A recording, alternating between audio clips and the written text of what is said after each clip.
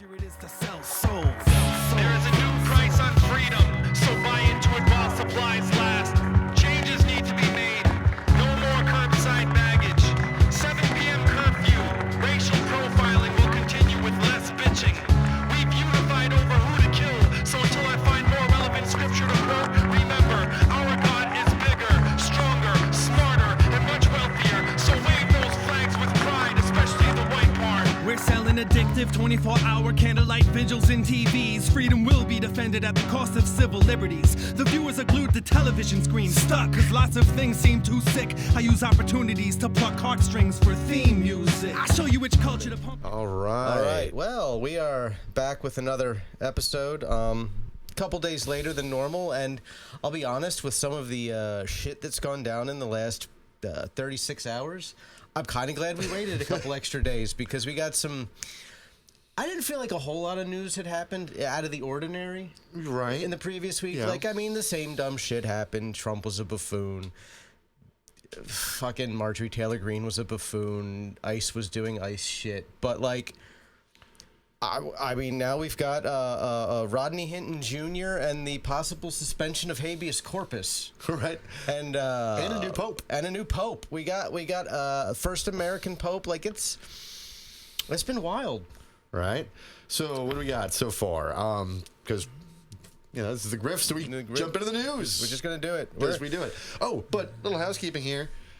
Oh, you're wearing For those this who can shirt. see it, I'm wearing my 1974 Spiro Agnew T-shirt. It was made to commemorate. Should probably show it off to the camera a little bit. I know, Stand I up. want to Show it off to the get this camera. bad boy. Look at that. Look at that. That's fucking amazing. That is why you need to have at least one cool thrift store owned by an alcoholic Jeep owner in your town. She's great. She's a total a fucking psychopath. lunatic.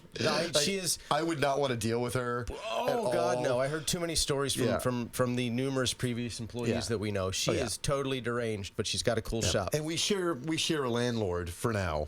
She bought a building, so she's moving soon. Oh, she's actually moving? Yeah, I mean, she's I mean, she bought that building like 3 years ago with the intention to move right away. Right. And then she's like, "Oh, I don't hate the new management company, so I'll stay." Yes, but now she does because every commercial management company, every residential and commercial management company in the entire state of Florida is bullshit. There's that. There's also, she has a, how would I put it? So commercial leases, there's a lot you're responsible for and very little the landlord is responsible for unless it's outside the walls. Yeah, right? I've watched that put a number of otherwise successful businesses out of business. Yeah, and she has a hard time with that. So what that means is whenever she's bringing problems to the landlord about, I want you to fix this, that, or the other thing, they're like, no, that's your problem. But that's the thing. So she's going to be moving into a situation where everything is her problem. Yeah, I guess. Like everything is going to be. Maybe she wants that level of control. Some people. Hey, at least she'll have equity, right? That's true. That's true. And there's like that. she'll have an appreciating piece of property. Right. That if she decides she wants to retire someday, I have no idea how old she is. I'm not going to go based on appearance because it's Florida. She could literally be anywhere between like 35 and 80 based on looks in this state. Yes. Yeah. I don't know. I'm pretty sure she's older than me. Yeah, I'm fairly. I think she's at least 50. Fairly confident that she's not. I know people. I know people 15 years younger than me who look 10 years older because they grew up here and they've never used sunscreen once in their life.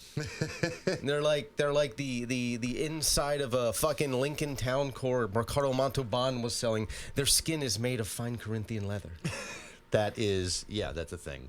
I've seen it. Like, you remember that one woman who went viral just because she was like tanned mom like 15 years ago? Uh-huh. She was like, I don't even know what color her skin had become because she'd gotten so tan that it was like, it didn't make sense. Do you remember this woman? She I don't, actually. She just lived on fucking like Camel Reds and fucking sunbaking, and she was like, she wasn't even 40, and she looked like fucking King Tut's mummy.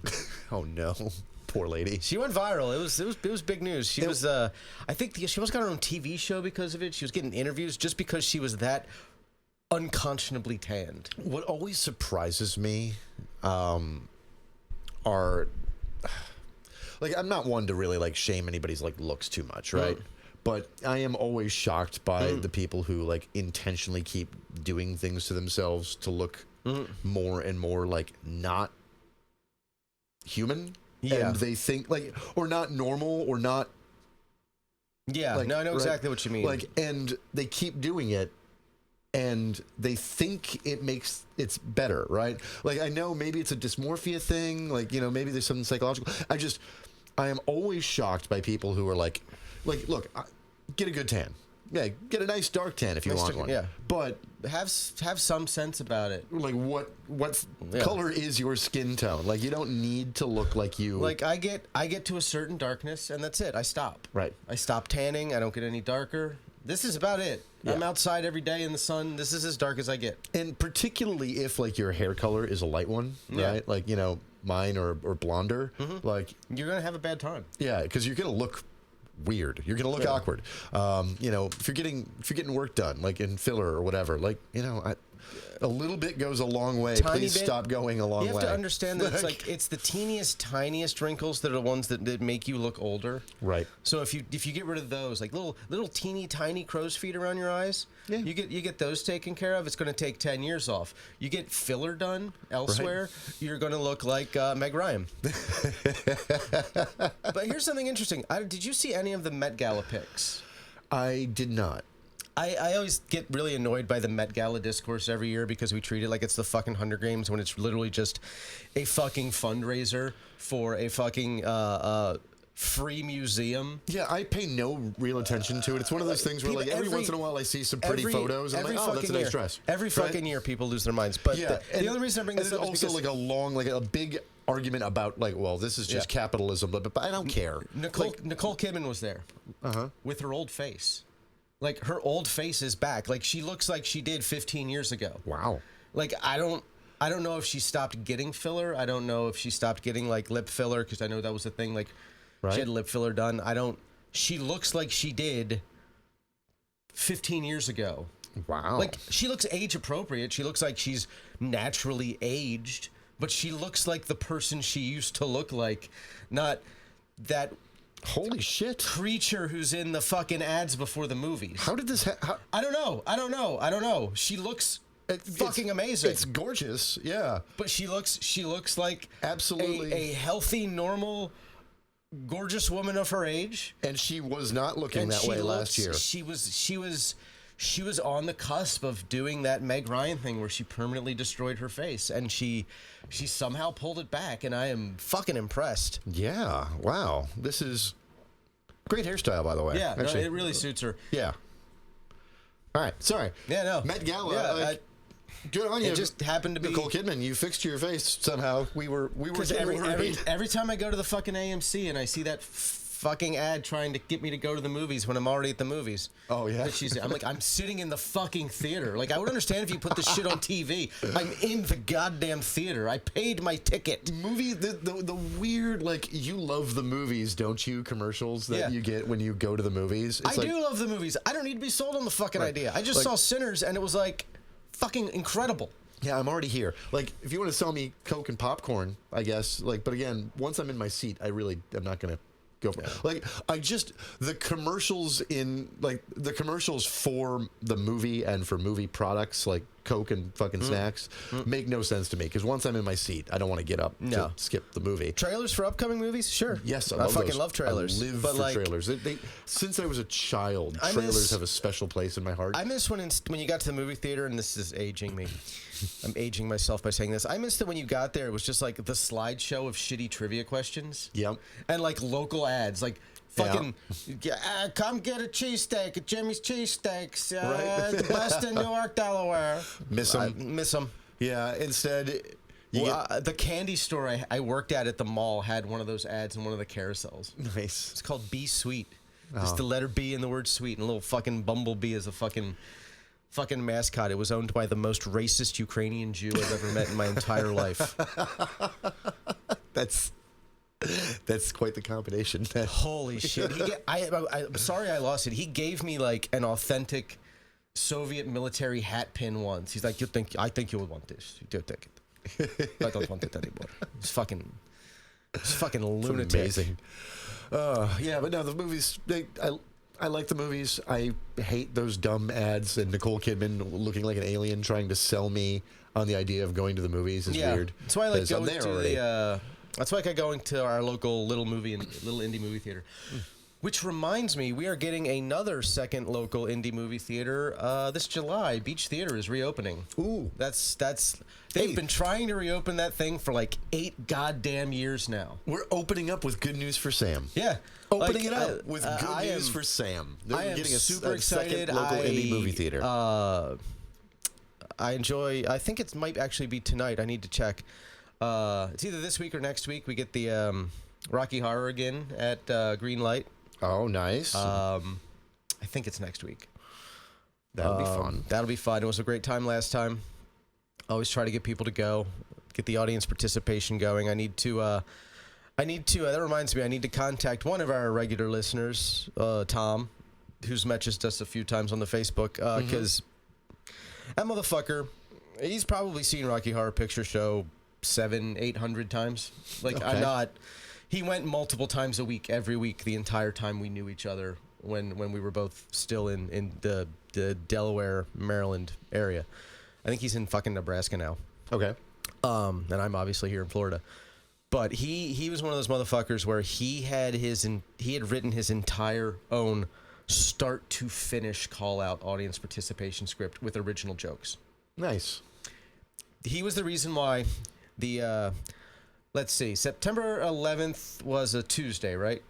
Yes. Okay, so that following Saturday, which I guess would be the 15th, beginning of Rocky Horror, he was pulled aside, and the guys running it said, "It's too soon."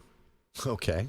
He wasn't. So they told him that day. He's like, "No, you can't make jokes about that yet." All right.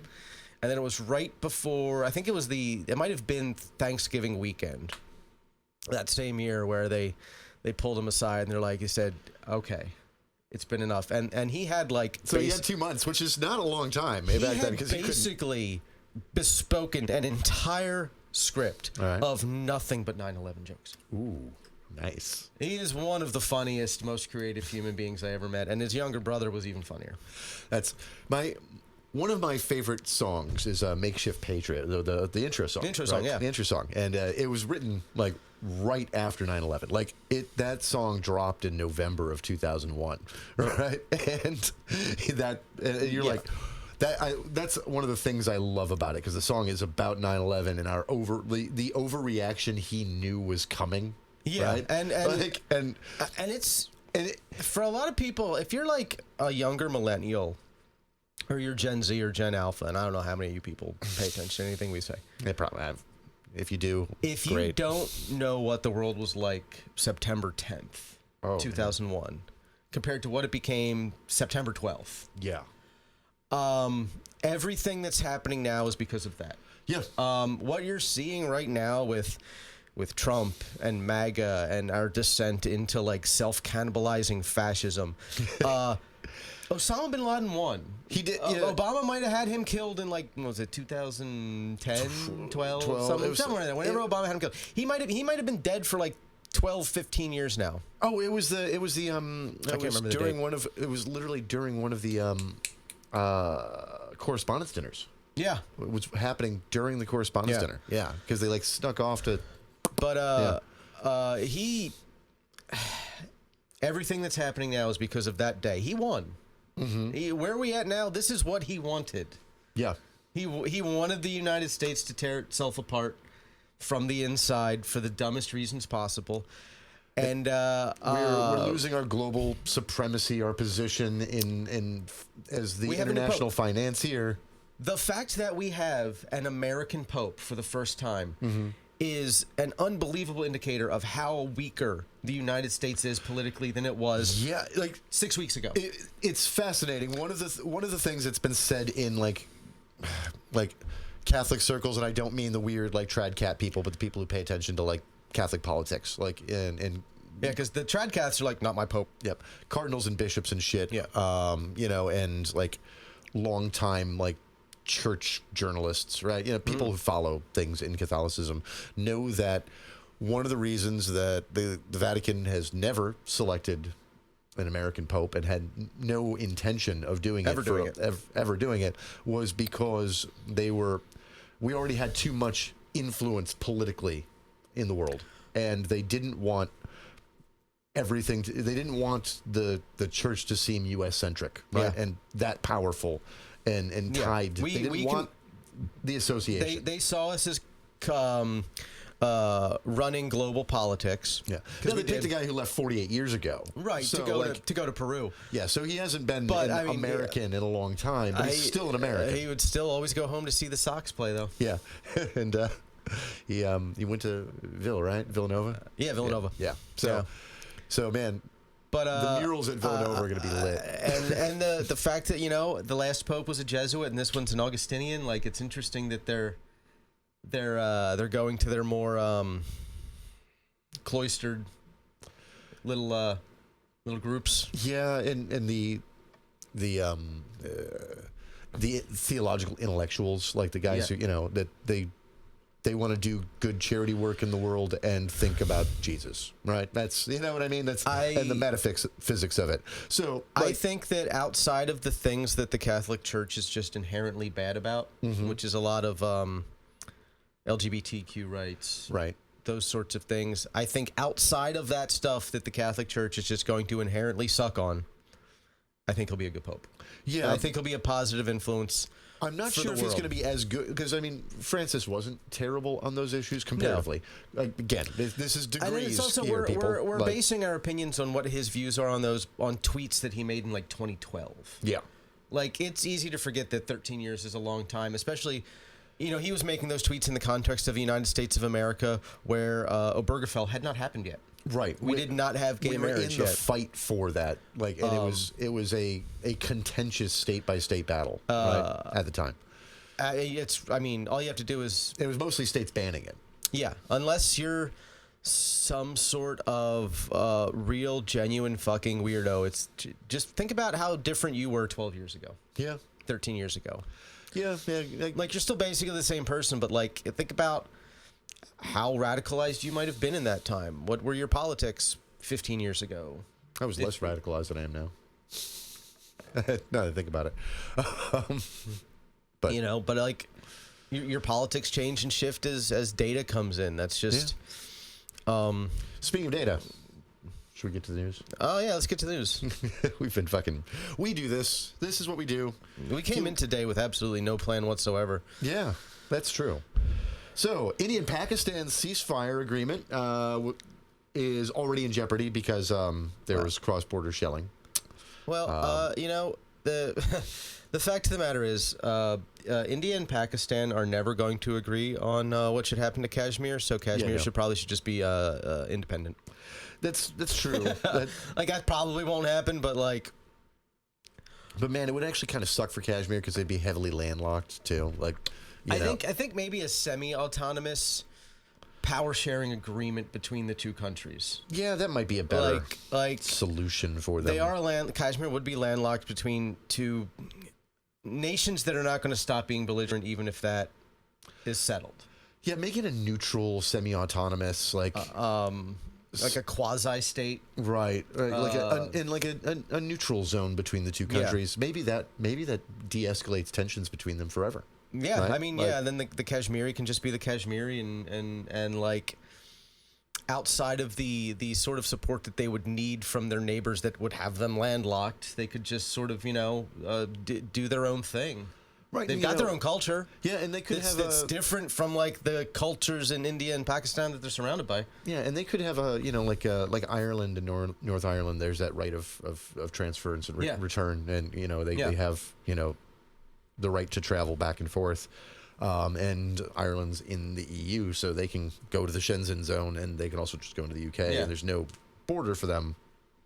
That works. I think that's a great idea. It's. I mean, we can't obviously solve world peace because we suck, and by that I mean the United States. Well, we certainly can't now, but we probably never could. If someone intelligent out there in India and Pakistan are listening, try for peace. please. You know, it might have to be a UN brokered thing. It would almost definitely have to be a UN brokered kind of thing. They got a lot to sort out. I wouldn't particularly let the Brits be involved because they caused all these problems in the first place. Right. Oh, it's just like the Middle East. It's all their fault. Everything is England's fault. I want people to keep remembering that because I think we forget. There is barely a problem you can look at in the subcontinent or the Middle East that farthest western reaches of Asia that is not Britain's fault. Yeah. The United Kingdom. The English particularly. Oh, yeah. I don't blame the Scots. I don't blame the Irish. No. But the English. The English.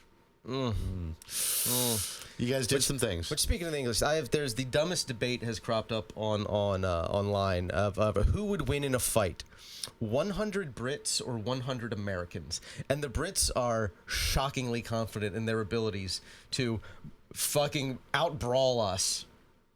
They're like, you don't know what it's like in British schools. It's like, none of you have to walk through metal detectors.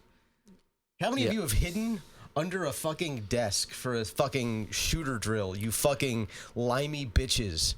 I went to school before the whole school shooter thing, right? But my high school, during my freshman year, in the first weeks or months of the year, had a kid beaten to death by a gang with his own locker door. I watched someone beaten to death with his own locker door because they put his head in it, and just kicked it. First they slammed it, and then they just started kicking at it, and then he didn't live. So I don't know what your schools were like. We had a kid. Somebody pulled a fire alarm one day, and they accused this one kid of doing it. Okay. We don't know for sure whether he did or not. That was never actually proven. What we do know is that he was so angry at being accused that he stormed out of the principal's office, got in his jacked up pickup truck, and drove it through the front doors of the school in an attempt to run the principal over, who was standing in the front fucking... This dude had a hard-on for vehicular attempted homicide. He later tried to run over his girlfriend in a parking lot when she tried to break up with him. He tried to run several other cars off a road, and he finally died when he flipped that same pickup truck into a creek and drowned because he couldn't get out in time. I wonder if the UK had lower environmental lead levels than the US. Because I don't know. This was because I'm thinking about this. This was 93, 94, and by then, that young man had been poisoned. By unhealthy amounts of lead during his formative years. Why? Because every single one of us was. And so we are all. If you were born before 1996, you are 3 to 5% dumber and meaner than you otherwise would be, statistically speaking. Yeah, You want to understand why Gen X is such a fucking pain in the ass? They were the most lead-poisoned people in the history of the goddamn world. Yep, and it was just everywhere. And they got 2/3 of it drinking straight from the fucking hose. I drank from the hose. Drank from the hose. We know. We fucking know. And it tasted sweet, didn't it? The best, most delicious water I ever had in my fucking life came from that garden hose, that spigot that had been there since 1922. Yep, it was so good. Of course it was. I couldn't stop drinking it. There's some magical sweetness to the water. It's so good. Why? I could have a Mountain Dew or hose water. I went for the hose water. It tasted better. Yeah, it did. Yep. That was lead. And here we are. That's my Roman Empire. Oh, man. I love how they didn't it wasn't they were poisoning themselves through that fucking syrup that the Romans used to flavor everything used with. lead as a flavoring agent. Well, by mistake, by accident. It made it sweeter. They didn't know what they were doing, but it was so they made it actually this syrup, right? That they kept in lead containers, but it leached the lead. Yeah, it was just chemically. Yeah, and it was leaching the lead, and it kept getting sweeter and sweeter over time. So this is the best. This is aged 10 years. It's great. And oops, oopsie. Do you want Caligula? This is how you get Caligula. Fucking Nero. I mean, This is how we got Caligula. I'm thinking about a certain somebody in the White House right now, and it all is starting to make sense. Speaking of a certain someone in the White House, this was in the news. Did you see that he called Mattel a country? He was on one of his weird little rants about, like, the toy company. The toy company, Mattel. That made the He-Man toys. He was talking about how, like, they just, they flood our market with their toys, Mattel, and they might have to get hit with a 100% tariff. The country. He referred to it as the country of Mattel. Nobody corrected him, because you can't. Because here's the thing about...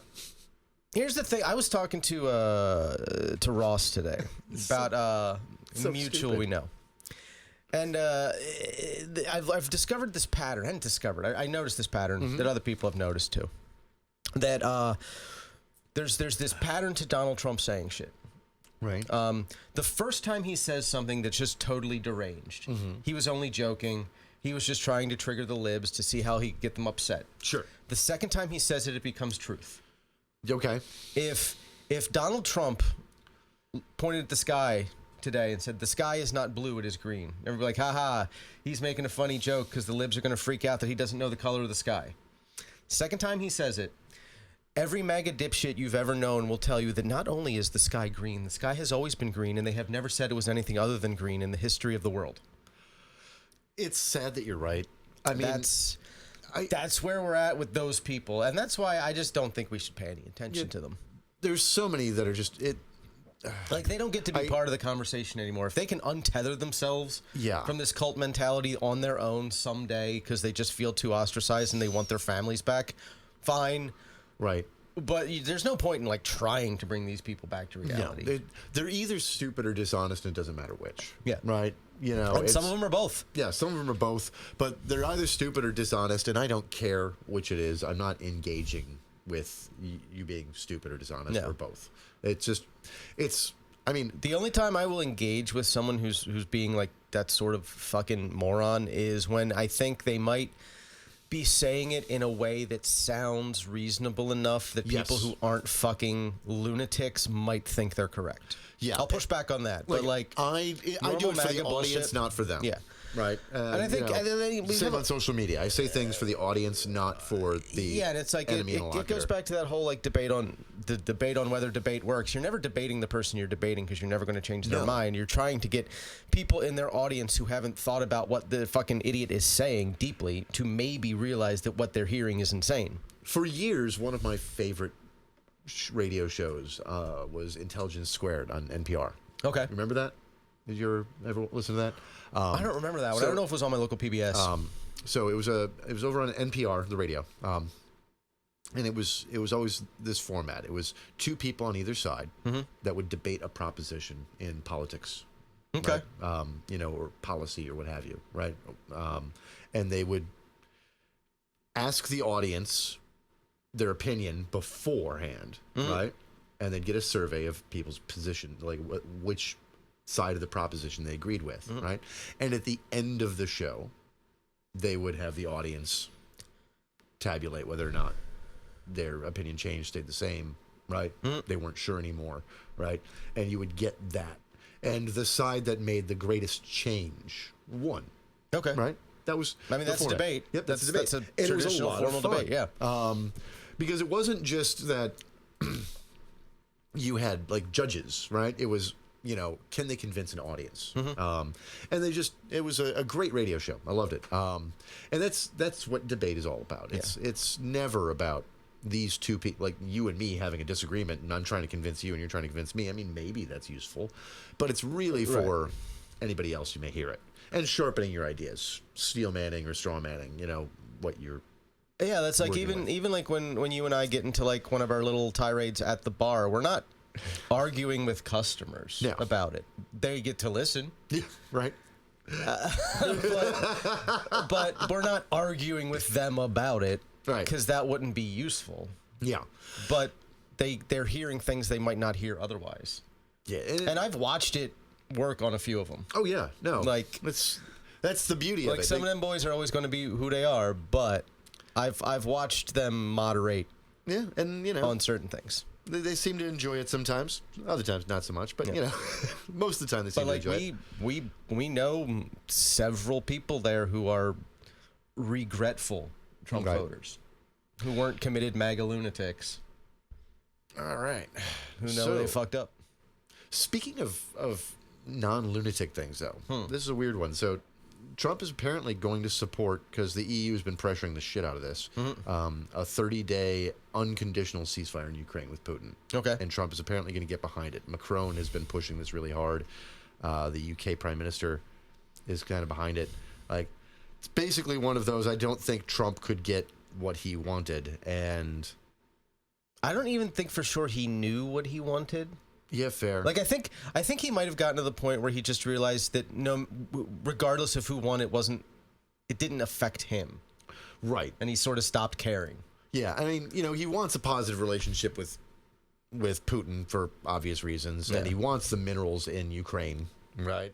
And other than that, he wants to stop spending money. By the same token, like, he can also isolationist. He's also in a situation where it's like, it's not like it's possible for a president to, it's not from Putin's side, it's not possible for him to have a better relationship with any president than what he has now, which does in a weird way limit him. Right. And like, he has to accept a certain amount of pushback because, like, well, this is the best I'm ever going to get. yeah, and he already wins by the instability of the U.S. and the problems that we're going to have financially with these trade wars and the dumb, like, you know, as I was mentioning before we started the show, I caught Ezra Klein's podcast, and he had the former chief economist of the IMF on, and it was a great listen, and it was about dollar supremacy and how, like, one of the problems that we have is that we already did this thing. You know, there's a reason that the 10-year treasury is the bellwether, is the standard, right? And not the 2-year, the 4-year, right? And the 10-year treasury isn't looking good. The rates are climbing on them, right? And that means that interest rates are looking to be higher later, right? And what that says is that it's not about whether or not we can fix this. We've already shown that we're not trustworthy, right? That all it takes is an election, and we are going to no longer have the faith, the credit, the credibility. We are going to have to be internally stable for decades. Yeah. Before we start to get back what we've lost in these first, 110 days? Yeah, exactly. And it's like, you know, it's the rest of our lives. It's miraculous because, you know, the world was not happy. Nixon unilaterally decided to end the gold standard, right? And globally, the world wasn't happy with that because they had switched over to us as the reserve currency, right? And the one thing that they had, like, guaranteeing that was the gold. The gold standard, right? And we just decided we were going to do it as, you know, faith and credit in the United States, right? And Nixon just pulled that trigger, and globally, nobody was happy with it. The rest of the world didn't like that. And then, of course, Nixon goes down in a corruption scandal, right? And was caught pressuring the Fed on the Watergate tapes. It's a huge part of those tapes, right? Is him, like, yelling at and pressuring the Treasury Secretary, which that interference, like, sparked the stagflation, like, and caused a ton of inflation immediately after. And you look at that, and it's like, we survived that, right? Yeah. The world still stuck behind us as the reserve currency and the bank of the world, and in fact made itself more dependent on us. Yeah. And we've burned all that goodwill. It's amazing. Like, how we even got through that period, like that Nixon period of, like, pushing at the independence of the Fed, right? And unilaterally ending the gold standard and going down in the corruption scandal. And we still remained the center of the economic world order after that. And this is going to go down in history as the single greatest self-sabotage in the modern era. Oh, yeah. Possibly of all time, but definitely the modern era. No country has decided to do more damage to itself in a shorter amount of time than we decided.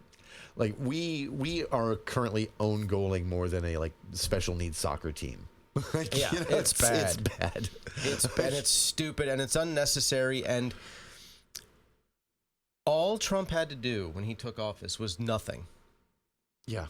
Like, he didn't have to do anything, and he would be benefiting wildly from the economic gains we were already making coming out of the recession, what people consider a recession, because it's hard to convince people you're not in a recession when, like, their day-to-day lives are more expensive. Right. Even though you're technically not. Yeah. I mean, one of the things about a recession is that your day-to-day lives are usually more expensive. Yeah. Right? Like, that's one of the signs you're in a recession is that there's not money. It's technically not a recession, but it's sort of a de facto recession as far as the normal average person is considered. Yeah. But we were coming out of that. Yeah. And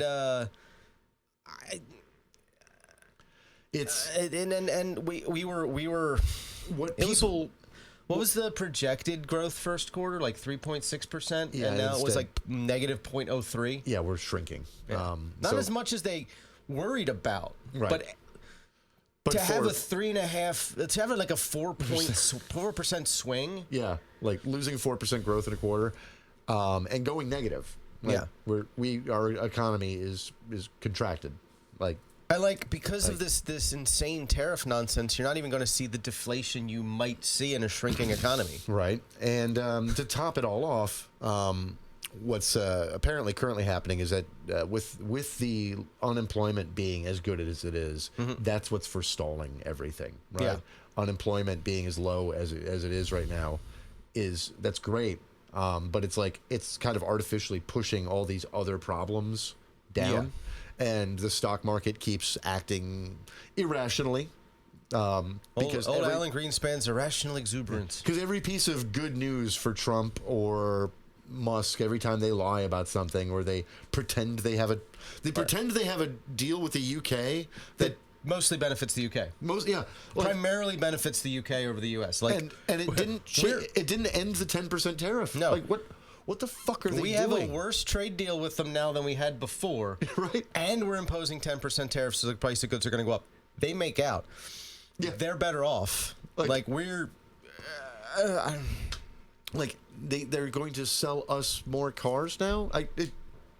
What? What outside of like luxury vehicles, what fucking cars do they make? I don't see there being a huge brand new market for fucking Aston Martins. Yeah, I guess maybe we'll get more minis. Cool. They're cute. I was in one that went 140 miles an hour once. That was terrifying. I can't imagine a Mini doing 140. It was. I've only been in a couple of cars going that fast. The first was a Dodge Avenger, which felt like a car you should be going that fast in. You want to do 140 in my car? No. Come on, we can do this. Top down, it'll be great. But I was friends with this girl up north, and she borrowed her mom's Mini Cooper, and we were on this long straightaway. And she's like, "Do you want to see what this can do?" Okay. And I said, "Okay, sure," because it's a Mini Cooper. I did not expect what I got. All right. And there were points where I'm pretty sure we stopped touching the roadway. Like, we caught actual lift. They're not very aerodynamic, so I'm sure that there was some like lift because instead of pressure down, there's pressure up because it's more of a box. So yeah, I can see that. This was also the very first time I had been in a car with this person when they were driving. So I don't even know what type of driver they were. Like, we went to the movies. We're on the way back from the movies. I've never driven you anywhere, have I? Yeah, we went and got Portillo's. Oh, that's right. I did drive you. Yes, we went and got Portillo's. Yes, but I didn't drive that crazy on that day. I've driven with some crazy drivers, but nothing like that before or since. You want to see what my car can do? No, I'll leave that to you. You can do that on your own. I have never seen what it can do. I have not topped it out. Probably a reason for that. It's top out is a little bit faster than I like to go. You'd have to take it to a track. Yeah. Which, I mean, is worth doing someday. Yeah. I don't know where the nearest. There's got to be something relatively nearby. It's Florida, I'm sure. You know the fastest I got it to though? 176. Nice. Nice. That was fucking crazy. Yeah. It's that was. Whew. It's weird when you get to that point where, like, you're past something by the time you've registered, you've seen it. Oh yeah. Like, you get over about 100 and But over about 130, and that starts to become a problem. Yeah. But this thing like rides real smooth at like 110, 120. You're just like, whew, it's like Even my car, I hit like 95, and I feel like I'm at a standstill, and it's just a fucking Elantra. I do it on every all the time. Like if I'm going from work to the grocery store and I'm on 275 at all, like I look down as I'm about to get off, and it's like I don't even realize I'm doing 90. New cars are great like that. Newer vehicles, like all their speed limits are designed around cars that blew up at 100. Yeah, because I remember what it felt like to be in like a 79 T-Bird doing 120. Yeah, that was terrifying, legitimately scary, and that's a fast car for its time. Yeah. But like anything that did over 100 back in the you go back and you look 90s. at like all those like or you look at all those like late 60s, early 70s muscle cars, and it's like they might go 110. Yeah, maybe. And once you did get to the 100, you were like, oh my god, this is scary because it's shaky, and fucking no power steering. Right. And the brakes weren't that great either. No. I can't even imagine driving a car like that without power steering. No, because I know what it's like when like the power steering will go out my fucking Escort every once in a while. Yeah. And like 35 miles an hour with no power steering was a fucking nightmare. My old Cutlass Sierra, the power steering was out for a long while, and that was not great. Yeah, I had an old Cutlass Sierra. Yeah, that was such a shitty car. Yeah. Those are the days. I do miss those shitty cars. I kind of do too. I miss picking up a car for $600. Like I knew my first car was going to be a hand-me-down. Mm-hmm. And I was really disappointed when my mom. I realized I was going to be getting my mom's car, and it was not her car that she had my entire early childhood, which was a 78 Ford LTD2. Nice. It was gray with a red fucking racing stripe, and it was like 45 feet long. 90% of that was hood. Great car. Man. Fucking bench seats. Yeah. God, the used market is no longer good anymore either. Cash for clunkers, like, in some ways, was such a bad policy. Like, I get the long-term, like, environmental economics of why they did it, which was, for, environmentalist reasons mostly, right? Well, I mean, we needed to pair it with not allowing them to just reclassify everything as a heavy truck to get out of emission standards. Exactly. And then pushing nothing but F-150s that are 3 times the size of what an F-150 was in 1985. Yep. But we wound up basically, like, gutting that entire, like, a huge swath of cheap inventory, the $300, $500, $600 cars. It's gone. Right? It's all gone gone forever. And they... Like, you're right. lucky to get, like, a functional used car for under $4,000 now. Yeah. And lucky. Yes. And, like, that is a lot of inflation in just 12 years, 13 years, right? I mean, you can even just look at the price of fucking used cars pre-COVID. Yeah. That was another one. COVID hit. There was a glut on new cars, so the used car market expanded. Yep. All right, news and more news. Let's get into it. I hate that, man. Fucking every time I see Stephen Miller's face. Is that ghoulish Nosferatu looking motherfucker? Did he fucking shave his goddamn eyebrows too? Because it looks like they're fucking gone, which is just making him look creepier and less human. He might have. He looks like he used to have eyebrows. If you go back and you look at pictures of him from the first Trump administration, he had eyebrows. Motherfucker does not have eyebrows now. No, he doesn't. What? He's trying to make himself look less human. You cannot have this face. He's going for like full Voldemort here.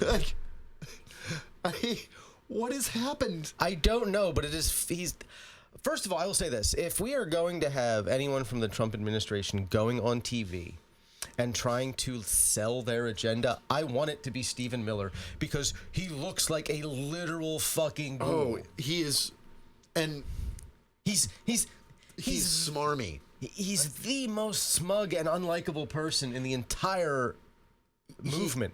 He doesn't have great rhetorical skills as far as like his ability to orate.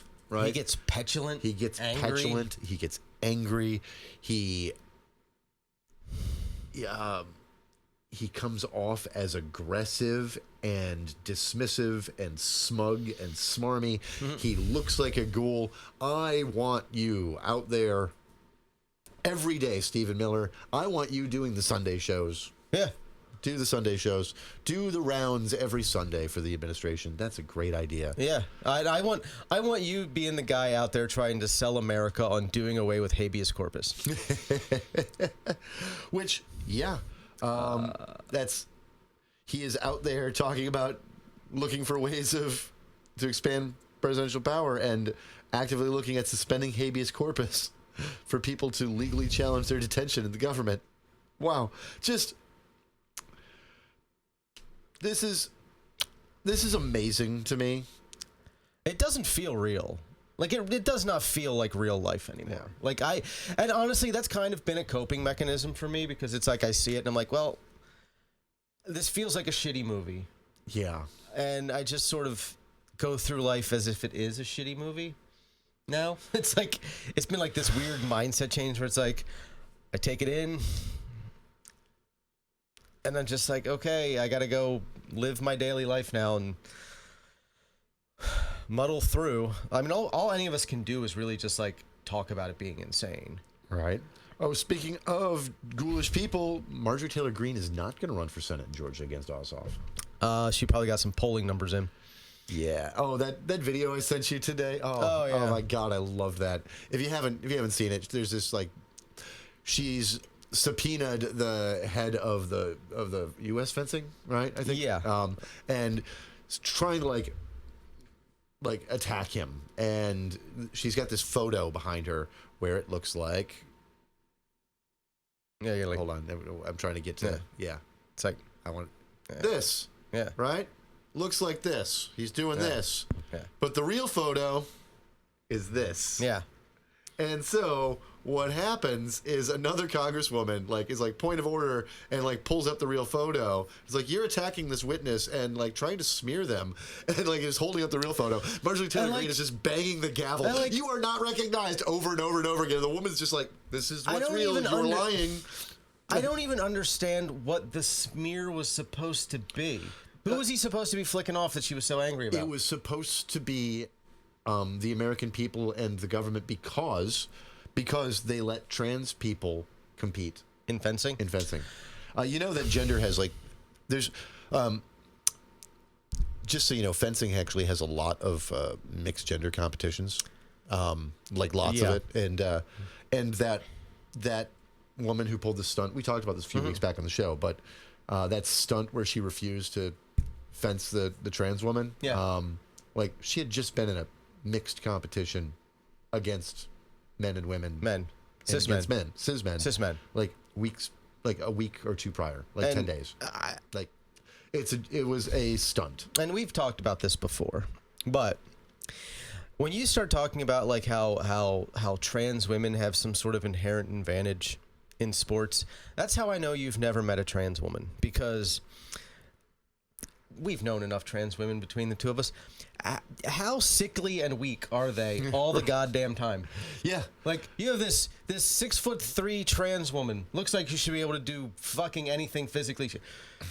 Fucking winded, walking from one end of a room to another. Yeah. Catches colds. Yes. 7-8 times a goddamn year. Right. No immune system of any goddamn kind. Yeah, and look, hormones fuck you up. It fucks up your bone density. Imagine people who decided they wanted to go from, especially trans women, right?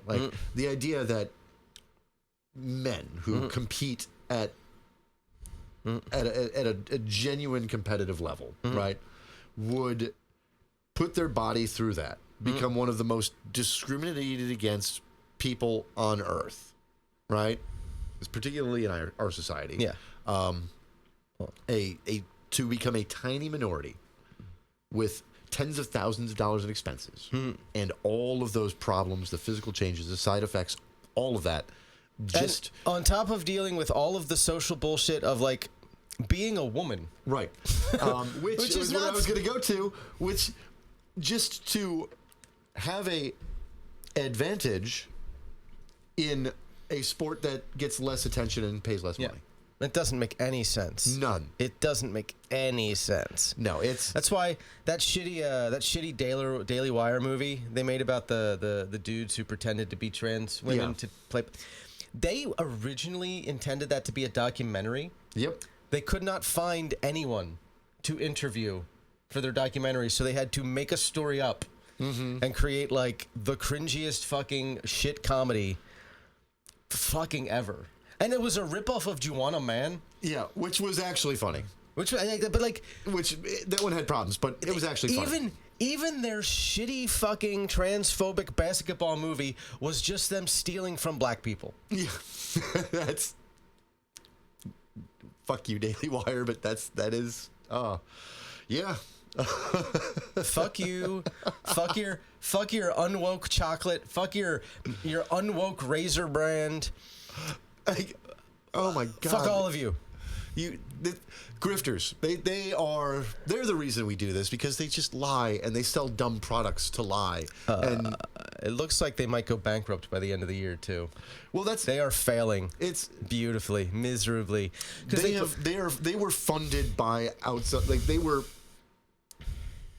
not like financing themselves through their products, right? They were funded. They had this idea that they were going to start their own streaming service and that would allow them to self-fund. Right. Who's going to pay $15.99 a month to watch Daily Wire exclusives? Right. And that's especially when like and I'm this is not me giving her credit. When they alienated themselves and fired one of their more popular commentators, fucking Candace Owens. Right. That was a huge financial hit for them. And they had the blow up with Crowder, and he refused to join them, and that hurt both of them financially. And it made them all look like fucking whiny children. Yeah. And so, not serious people who are like any sort of serious political commentators. And I say that as someone who watches the left eat itself on the daily goddamn basis. You know, it's nice when I get to see it on the right. It is, because it's rare. It is, yeah. But the fractures are there, and I think, we just got to needle those fractures. Just One of these days, Dave Rubin's going to realize that he's working for a bunch of homophobes, and that'll be fun. I am curious to see how he reacts when they finally do overturn Obergefell. Oh yeah. And then Florida, because he lives in Florida, he lives in Clearwater, and Ron DeSantis does some bullshit here. And Ron DeSantis tries to the Florida Republicans try to make gay marriage illegal again in Florida. Which, oh my God, see. We've talked about this. There are many opportunities for them to overstep, and that's one of their weaknesses, right? Is they get cocky, they get confident, they overstep, and that creates a backlash. They believe they're a bigger movement than they are. Yeah. Because it's easy to think that when the overwhelming majority, the largest voting bloc, if you want to call it that, in the United States are people who know absolutely nothing about politics at all. Right. People who do not think about politics on a daily basis. People do not think about how politics affects their daily lives, local, state, federal, at all. People who just get through life one day at a time and don't think about those things. They are the largest voting bloc in the country. That's why in a great year, our turnout is maybe 70%. Yeah. I think we've never gotten more than 60. Like one of the highest turnouts ever in U.S. history is like 66. Yeah. So yeah, we just... And I don't know how you make people understand that it's as important as it is, especially at the local level. But... here's... Because that's the thing, even everything that's happening now, and watching the entire country collapse around us is not going to wake as many people up as you would think that it should. Yeah, I mean, the thing is, I like representative democracy for what it does, but I mostly like the representative part. And... I want everybody to have the right and access to, and I encourage people to vote. But also, if you are not terribly engaged and you don't know shit about Jack, and you want to stay home, I'm not going to stop you. Because I don't necessarily want them having making decisions, right, about the rest of us. Also, at this point, when you had an unambiguous, clear line in the sand choice between not fascism and definite fascism, and you still couldn't make yourself pick a fucking side. Right. I don't trust you to make a goddamn decision about fucking anything at all. Yeah. That's there is that. That's like, because those folks, deciding what I get to do and what you get to do, worries the shit out of me. Because they couldn't make a decision, on this. So I don't know. Yeah, I don't know how to fix that. I certainly know that destroying our educational system is not the answer. Yeah, no. There are ways of solving this. We just can't. There are institutional ways we can solve it. We can expand the House of Representatives to what it should be. That's one thing we can do to start fixing these things. Yes. Because people would pay more attention if districts were smaller and more representative. And if you were a representative in the House of Representatives and you only represented 50,000 constituents, right, total, max. So that is not a large. It is easy for you to develop a local rapport with all of those people. Yes. Like, so everyone in your district knows you and who you are and what you stand for and what your policy positions are and how you vote and how you support them in the House. Like, the sheer fact of it is, like, literally once you get to know 1,000 constituents in your district, at that point, 1 in 50 people. Yeah, right. That's huge. Right. That's huge. And then that means that everyone knows someone who knows you. Right. And your community who can speak for you. And your community has access to you. And then you have to be more responsive to your community. I think we could go a long way to. I think pack the court. Pack the court up. I think that if we had more, if the House were not centralized in the House physically, like if you did your business as a representative from your home district, I think that would make representatives far more aware of what's going on at home, because this thing where they go to D.C. for 3 days, then come back for a couple and have office hours, and you got to catch them. And if you want to talk to your representatives, sometimes you have to travel halfway across the goddamn country to do it. Sometimes you can go downtown. There should be like a month out of the year that they're in D.C. Yeah, right. Like a session, and then all other business is done remotely. Yeah, that would be great. That would be great. People would be able to be more directly involved with their democracy, and I think the more directly involved people can be with the politics that affect them, the better. Yes. They understand it more. They get why it's important. Maybe more. that'll help it. They'll feel more engaged. Plus, I want to see the 6,000 member House of Representatives. And that's the thing. If you're doing things remotely, you don't have those physical constraints. Like this idea that we have not increased the number of members of the House of Representatives in almost 100 years. We're at 94 years. Yeah, like that was when it was capped. Right. We capped it, and then we adjusted the way the proportionment happened in like the 30s or the 70s, one of the two. But there's no reason why California should have had the same number of representatives for like the last 70 years. I mean, technically, we increased it. We increased proportionment when in '59, but that was only because we added 2 states. Yeah, you have to. And you had to. Like, we would have to do it again. Like, if Puerto Rico someday became a state, we would have to readjust things. Yeah. But that's it. That's it. Yeah, we haven't updated that in a century for real, and we haven't changed the math. And we made what it's supposed to be. And we made it a real pain in the ass to change it. 100 years ago.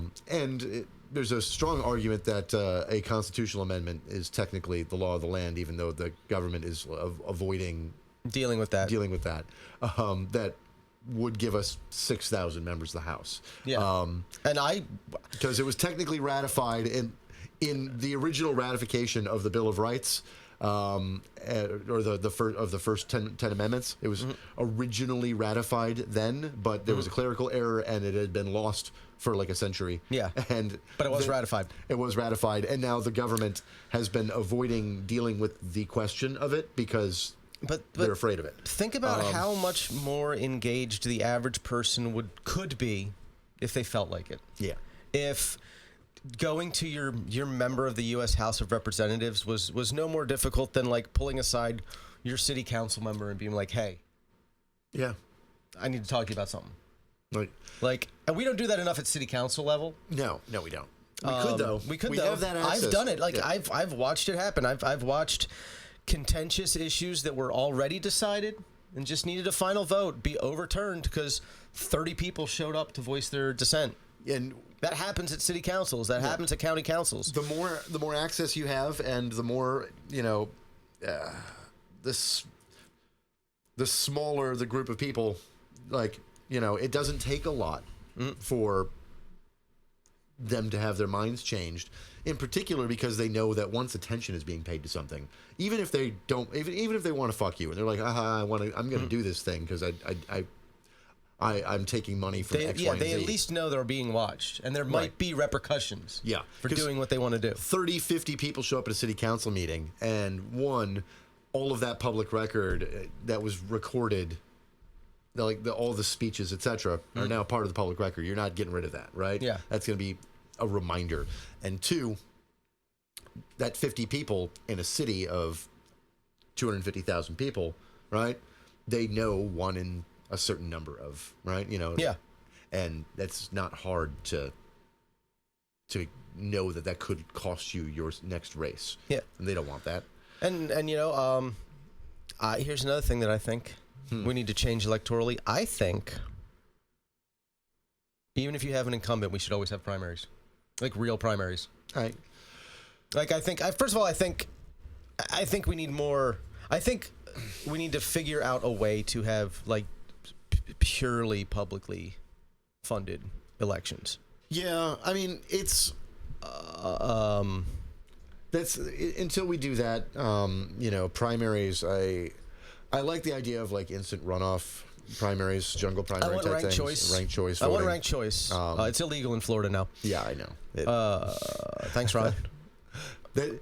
Amazing that they just outlawed ranked choice voting. Nobody had even been talking about it. Yeah. Like I think a couple of municipalities had instituted it, like at the local level for local races. Well, the ranked choice voting schemes that have hit in the U.S. have not done well for the GOP. Didn't work in Alaska. Yeah, and it's not working out in their favor. No. So they want to get rid of it immediately. It's because, you would... Speaking of things working out in favor. Ooh, what happened? This is a bad one. Did you see Jeanine Pirro? Oh, Jeanine Pirro, yes. Acting U.S. District Attorney for Washington, D.C.? Yeah, the D.C. prosecutor. Top prosecutor in D.C. Drinks more than Pete Hegseth. Yeah, she is constantly fucking, She's visibly hammered on air. Yeah. Slurring her words. I think she might just have, a hidden box of fucking Franzia under her desk. And that she just got catheterized straight into her fucking veins. Apparently she was a judge at one point. She doesn't seem to remember the law at all. No. It pays not to when you're a correspondent on Fox News. But I don't even think it's, she genuinely seems to have just lost all memory of what it... She drank that part of her brain away. Yeah. It's amazing. Absolutely amazing. Because this is just... And we have this weird, Fox to Trump pipeline happening. We're up to what? She'll be the 26th Fox personality to be put in some position in the administration. Which, again... What? First of all, how upset must Newsmax and OAN be right? that none of their guys are hitting the big leagues? I mean, what that also says is that he doesn't watch them. That's why we're getting these people. You know that, right? It's because he's glued to the television at all times and rage tweeting about what he's watching on TV. And he watches outlets that are respected so he can be mad at them, right? And then he watches Fox as the lime chaser to his tequila shot of other news, right? And so OAN and Newsmax are not his lime chaser, like Fox News is. And it's amazing because, he's watching Pirro. He's watching Hegseth, right? He's the Saturday, Sunday morning guy. Right? I want him to be Secretary of Defense. He talks about having been in the military all the time. I want him. Yeah. He's a soldier. He's a man's man. Look at how much he drinks. The thing that I am still genuinely shocked daily that so many people still like delude themselves into believing that this is all good, that this is going to benefit the United States of America, that this is going to make their personal daily lives easier. It won't. Everybody's lives are going to get harder forever till we die. This is right. None of this is good news. Like like we were saying earlier, this is going to take decades of cleanup. Like let's say there's this some magical best case scenario where we get rid of Trump in 2028, and like genuine, we sweep the House and the Senate and presidency with like actual Democrats interested in doing something, like younger people, like who understand the world that we live in now and aren't stuck in 1992 forever, like Clinton was still president, right? And they come in and they just have this huge swath of policies and proposals that they push through like FDR fucking level majorities, and they shore up all our systems and they fix all the problems with our institutions. Things are still going to be harder than they would have been for decades afterwards. Yeah. Correct. Like, I mean, we don't get to see where we were at in December again for the rest of our lives. No. That's at least not in that way. Not in that way. We mean, may find ways of making everything better, but the amazing thing is that's going to have come at a cost of the fix, right? Opportunity cost. Fixing things costs money, it costs time. And you're still going to have 30 or 40 million people who, even after he's dead, will be solely dedicated to Donald Trump. Speaking this insane things that cost, Department of Homeland Security is on track to be completely out of funding 2 months before the governmental fiscal year. They were allocated more money than like an operating budget to run them past the fiscal year, and they've burned all of that. And that includes, here's the fun part, they have gutted every other Homeland Security project except border funding. So they're not spending money they're statutorily required to, like on cybersecurity defense, right? While like the level of external hacks from China, North Korea, Russia, right? Yeah, we just don't have a cybersecurity apparatus anymore. So the number of attacks and attempted intrusions from outside by U.S. adversaries has increased. Because if I recall, Hegseth even had that the DoD's system for that basically dismantled. It's amazing. We got fucking Newark Airport. It's happened twice now. Yeah. Where just comms go down. Nothing. Air traffic can't talk to planes in the sky for like 60 to 90 seconds. And I don't know if people understand the speeds at which planes fly. 90 seconds in an airline is 20 miles that plane has flown. They get air traffic controllers taking trauma leave.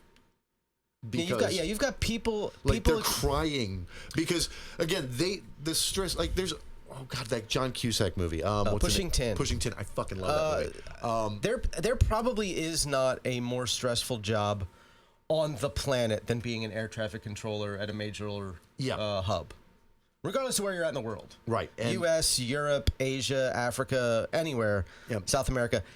That is the most stressful job in whatever country you're talking about. And if you're in one of the major airports or an area where there's a lot of traffic, like up in Newark, like there is so much traffic. Is that still our largest international hub? I think so. Yeah.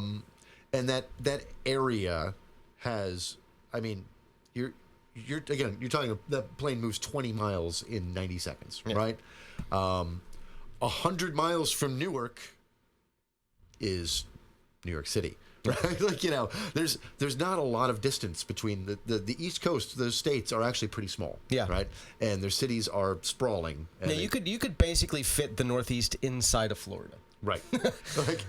And so when you think about it, all of our largest cities on the East Coast, except for Miami and Atlanta, are all clustered together next to each other with 7, 8 really busy airports all right there. And, but it's fortunate that we've never had any incident where, I don't know, people used planes as weapons. Right. And, of course, gutting... We have no counterterrorism right now. Yeah, and that is actually another one of another thing is long term. So Donald Trump here's the thing. He borrows from the future for short-term gains. Like a lot, right? That was his entire business career. Yeah, that's why he never cared about a bankruptcy. Right. Because it was always just funding the next... And he's running the government like that. Scam. And so one of our major threats that's going to come along someday in our lifetime is as we lose this dollar supremacy, as the U.S. someday stops being the global reserve currency. Mm-hmm. It's going to happen, especially like we're doing everything we can. It feels like that's the goal. Right. And if that happens, the core of our intelligence these days, it's not James Bond shit, right? It's not guys out in the field fucking talking to, other shady arms dealers. Number stations still exist, but they're not how we get things done anymore. Right. Like some of that stuff is still necessary. Like, yeah. Yes, human intelligence on the ground is still a thing, but you have to be able to get that intelligence from overseas to here. Yeah. But so much of our intelligence comes from our allies sharing their intelligence with us, and no one wants to do that anymore. But the other thing, the thing that gives us it's the actual core to our intelligence gathering apparatus. Accountants. We are, we're the global financial center, right? And you have to use U.S. banking if you're doing any large international banking. You have to use systems owned by the U.S. government to move large amounts of money around the world, right? You have to trade in U.S. dollars if you're trading internationally. So think about that for a minute, right? How did we actually backtrack 9/11 to Osama bin Laden?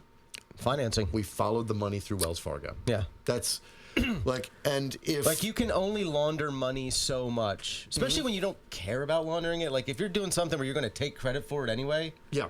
Like those attacks were, they fully intended to take credit for doing it after they did it. Mm-hmm.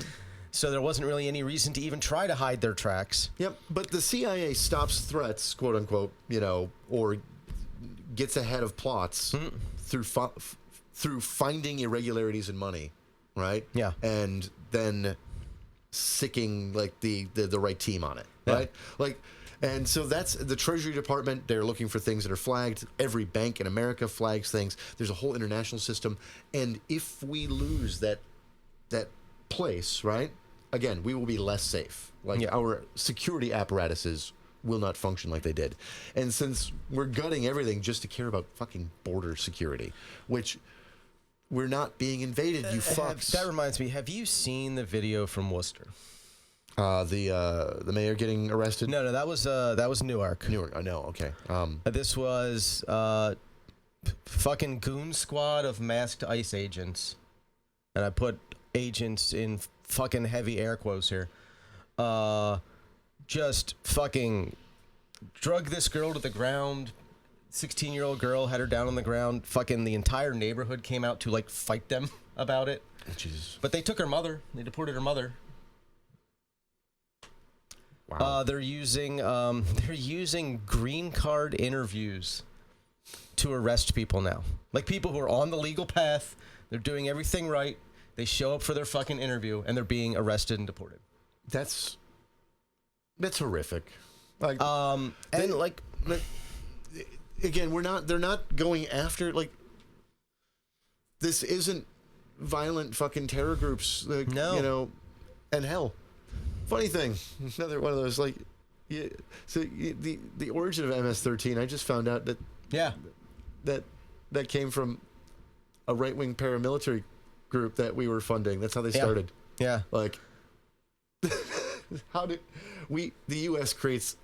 The U.S., like Israel, creates their enemies. Yeah. We're good at this. We are really, really good at this. And it's exhausting. And now we've created a situation where we have unnecessarily created all of these adversaries and risks to us, to our our physical well-being in this country. We have created all of these threats. Right. And now we have, after using our intelligence apparatus to help create all of these threats, mostly through the people that we funded through the CIA in the 70s and 80s, we are dismantling our ability to do anything about these threats or even see them coming. Mm-hmm. The likelihood of a genuine foreign terrorist attack in the United States has probably quadrupled in just the last 4 months. And it's not saying it's going to happen. It might not. We haven't had a major attack since 9/11. Yeah.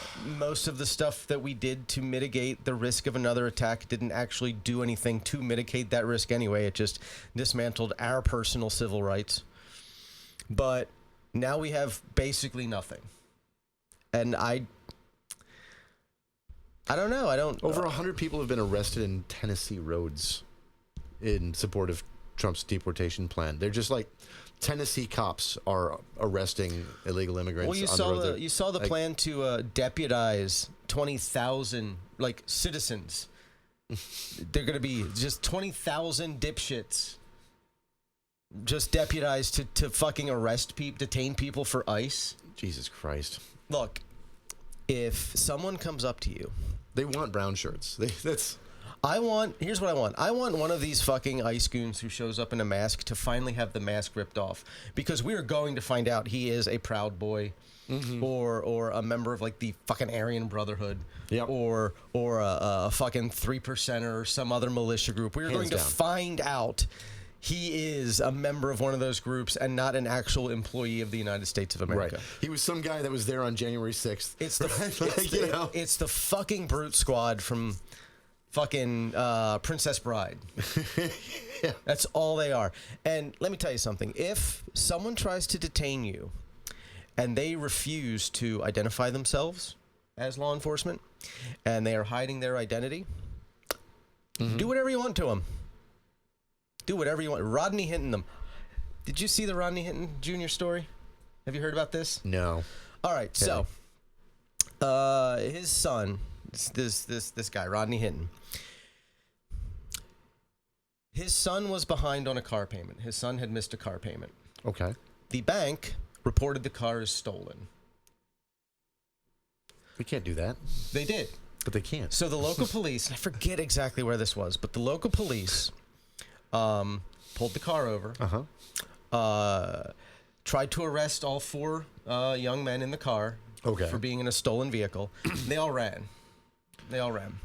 Okay. One of the officers shot the driver of the car, who was Rodney Hinton Jr.'s son, in the back 4 times, claiming that he had pointed a gun at them. He had no weapons. This was, I remember, it was in Ohio, which is open carry anyway. So even if he had a firearm on him, full constitutional open carry, no fucking permits, anything, it would have been a perfectly legal firearm. Yeah. So, Rodney Hinton Jr., who's a hero, ran over and killed the first cop he saw with his fucking car. Good for him. Fucking ran his ass into the goddamn ground. I can't believe I missed this story. Yeah, it's happened since the last time we recorded. Okay. Wow. He was arrested. Let's hope for jury nullification on this one. Yeah. When he at his arraignment, 50 cops showed up to glare him down, and he just fucking right back at him as he walked by. Every single one of them made direct eye contact. Fearless. Man's a fucking hero. God. Yeah, oh, man, that's great. I approve. There's some good news for you, Sam. That reminds me of Daredevil Born Again. I like that. God. Yeah. I'm glad I got to share that with you. I approve. Also, 50 cops showing up at this guy's arraignment. Fuck you guys. You know what? I am very, very tired of the culture where even in our society, there's something about it where we almost treat that as a thing of pride, right? That they are, you know what I mean? That they stand together arm in arm as, behind this. That is the blue line. right? The thin blue line that protects us. I will say, in honesty, that is the sort of cohesion you do want in a violent criminal gang. It makes being a violent criminal gang easier, right, and more likely to be successful at your violent criminality.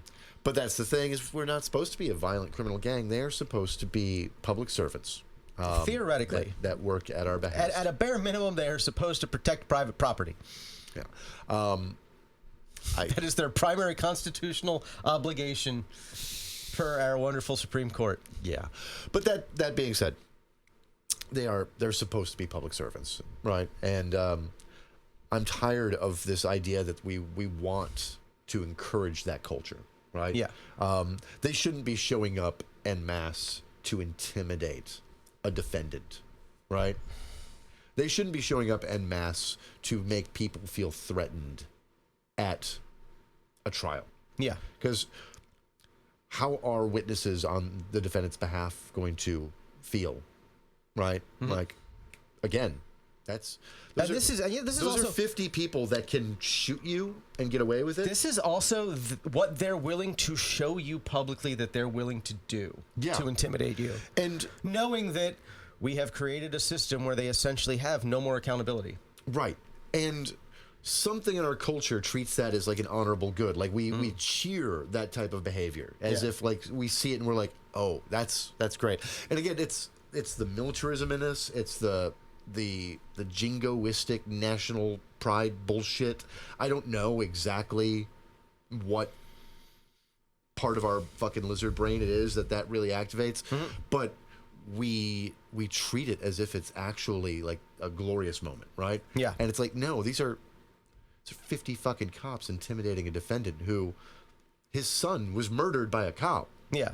Like, and so, yeah, maybe he shouldn't have run over the first cop he saw. Maybe that's not the right answer. But his son was murdered by a cop. That reminds me, do you remember the story of Tyree Nichols, who was beaten to death by 3 cops? Yeah. They were all just acquitted yesterday. Why?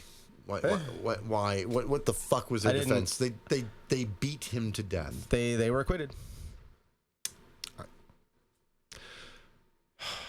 The laws in this country need to change. You know what I would love to see? Because I know a lot of people got into policing like as a thing they wanted to do with their lives for good reasons. Right. Like a lot of people, and this is one of the problems you run into with policing. It's because they are so cohesive that people forget that the second half of the one bad apple is that it spoils the bunch. Right. And the system of policing is inherently corrupt now. I would love to see everybody who genuinely got into policing because they wanted to help their communities to fucking quit. Yeah. Quit. Take a stand. Say this is not why I got into this profession. I wanted to help my neighbors. And I didn't want to hurt them. I'm done. The corruption of the system is something we allow systematically. Yeah. We encourage. Yeah, we encourage it. We love to be tough on crime. We love to be tough on crime. We love to criminalize normal behavior if it's done by black people. Yep. Qualified immunity, it was created whole cloth, and it should never have been. No. Now, contextually, here's the thing. Like, the first word in that should matter a lot. The qualified part, right? And by that, I mean, it should be that they are immune to civil prosecution from a legal action that they are taking in furtherance of their duty, right, as an agent of the state, that was in and of itself wholly legal for them to do. Sure. Because that was how the premise came about. Like, you didn't want civil servants being sued, right, for, like, doing the legal limits, staying within the legal limits of their profession. Right. That's how it started. Yeah. Sure. I get it. Right? Cops don't do that. No. And the idea that, like, we even created a civil rights, the Civil Rights Act allows for us to sue police departments, right?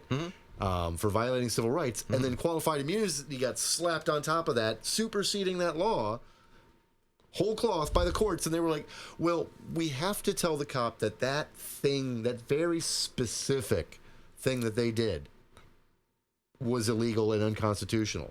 Like, and by that we mean shot him in the back 4 times when he was running as a jogger down Central Park. Yeah. Right? Like, well, yeah, that was unconstitutional. You violated his rights. But if he was running in Washington Park, right? Like, yeah. And shot in the back twice, right? Like, it's a different story. Like that's how parsed some of these rulings get. They're very narrow. I'll say this: the general criminality of the populace has reached a point where cops don't need to be armed anymore. No. There is essentially a 0% chance that you, as a police officer in the commission of the duties of your job, are ever going to have a justifiable reason to pull your firearm and fire it off. Well, hold on. Here's the thing. You see, while crime statistics are way down, the criminality of the populace is actually way up. And here's why. Because, as you said, the average American commits a felony a day. Yeah. We've criminalized so much normal behavior. We've criminalized so much. Mostly in furtherance of the drug war. Yep. Which drugs won. Drugs won. But, like, here's a fun one. Federal law. It's one of those rarely pulled out federal felonies, right? But they do it when they can't get somebody on something else, but they've got them here, right? It's one of those ones, and they usually attach it to some other things. Add some time. Add some charges. It is a felony in the United States to own any plant or animal or product of a plant or animal that is illegal in any jurisdiction on Earth. This was designed as an anti-smuggling law to stop poachers. Right? Okay. That's how it was originally intended, like people to criminalize people from smuggling in exotic plants, exotic animals, right? And to stop like poaching trade, where like I feel like there's a better way to do that. There is, but like the U.S., like they didn't know. Well, I mean, we don't want to like make it illegal every time somebody like sneaks a rare animal into the U.S. and we didn't even know it existed, right? But it's illegal to sneak it out of the home country where you took it from, right? So the U.S. basically was attempting to write a law that allowed them to not have to like catalog every plant and animal on Earth, right? And instead wrote a catch-all that, like, this is a tea that is illegal in certain jurisdictions on Earth. Right. Ironically, one of the primary producers. Yeah. Until recently. I think they've changed that. You know, there are certain types of dogs, like, and it says any jurisdiction. And so that is so dumb that the thousands of Americans break it every day by mistake. Yeah. And felony speeding, that's another one, right? In a lot of states, going 20 or more miles an hour over the speed limit is a felony. And how many freeways have you been on where everybody is going? Like I said, I often hit 90 miles an hour, and I'm getting fucking blazed right past every goddamn time. Yep. And so... Because I don't like to drive crazy fast. It just happens. Like, oh shit, I'm doing 90. But we, as a people, are over policed, and we may not experience it on a day-to-day basis, particularly as white middle class people. They could, though. They could because they wrote so many goddamn laws that the federal government doesn't even know how many laws are on the books. They can't catalog them all. There's no central repository where they're all numbered. We don't know the exact number of. Speaking of central repositories, this reminds me of some news. Because the Trump administration does not understand what the Library of Congress does, they have fired the librarian of the Library of Congress. And apparently, this is the amazing thing. So it's the Library of Congress. It's the Library of Congress, and I didn't know this. Apparently, this goes back to Jefferson. The librarian of the Library of Congress is one of the few non-political appointees who can only be removed from office by either death or being fired by the president. The president has the unilateral power because of fucking Thomas Jefferson wanted it. Congress can't do anything to stop it, even though it's the Library of Congress. They oversee every other aspect of the Library of Congress, but the person who is the librarian of the Library of Congress is hired and fired at the will of the president. Wow. You know why they got rid of her? Why? And this is how I know they don't understand how the Library of Congress works. They said that she was pushing a DEI agenda and allowing inappropriate material to go out to children. You can't take anything out of the Library of Congress. Oh my God. And literally everything that is copywritten in the United States of America has 2 copies of it there. Everything. Every smutty, every fucking porno made in the United States. This is it is a repository of everything that has ever been published in the United States of America. Now, there's a lot of stuff you can get from them online, right? Yeah. Which is kind of cool. Yeah. I love that about them. And you can go there in person. Right. But you cannot take books out of the Library of Congress. Wow. So they don't know what the Library of Congress is. They don't know what it does. They don't know how it works. And they fired the librarian for doing shit that she couldn't fucking possibly have done. That's amazing. She was a black woman, though. Oh God. I'm going to have to reach out to my cousin and see how the news is being taken. She works for the National Archives. Yeah. Yeah. So, goddamn.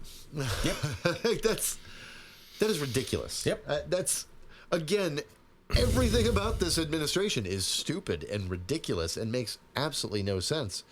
I mean, we're being ruled purely by, like, stupidity and grievance. Yeah.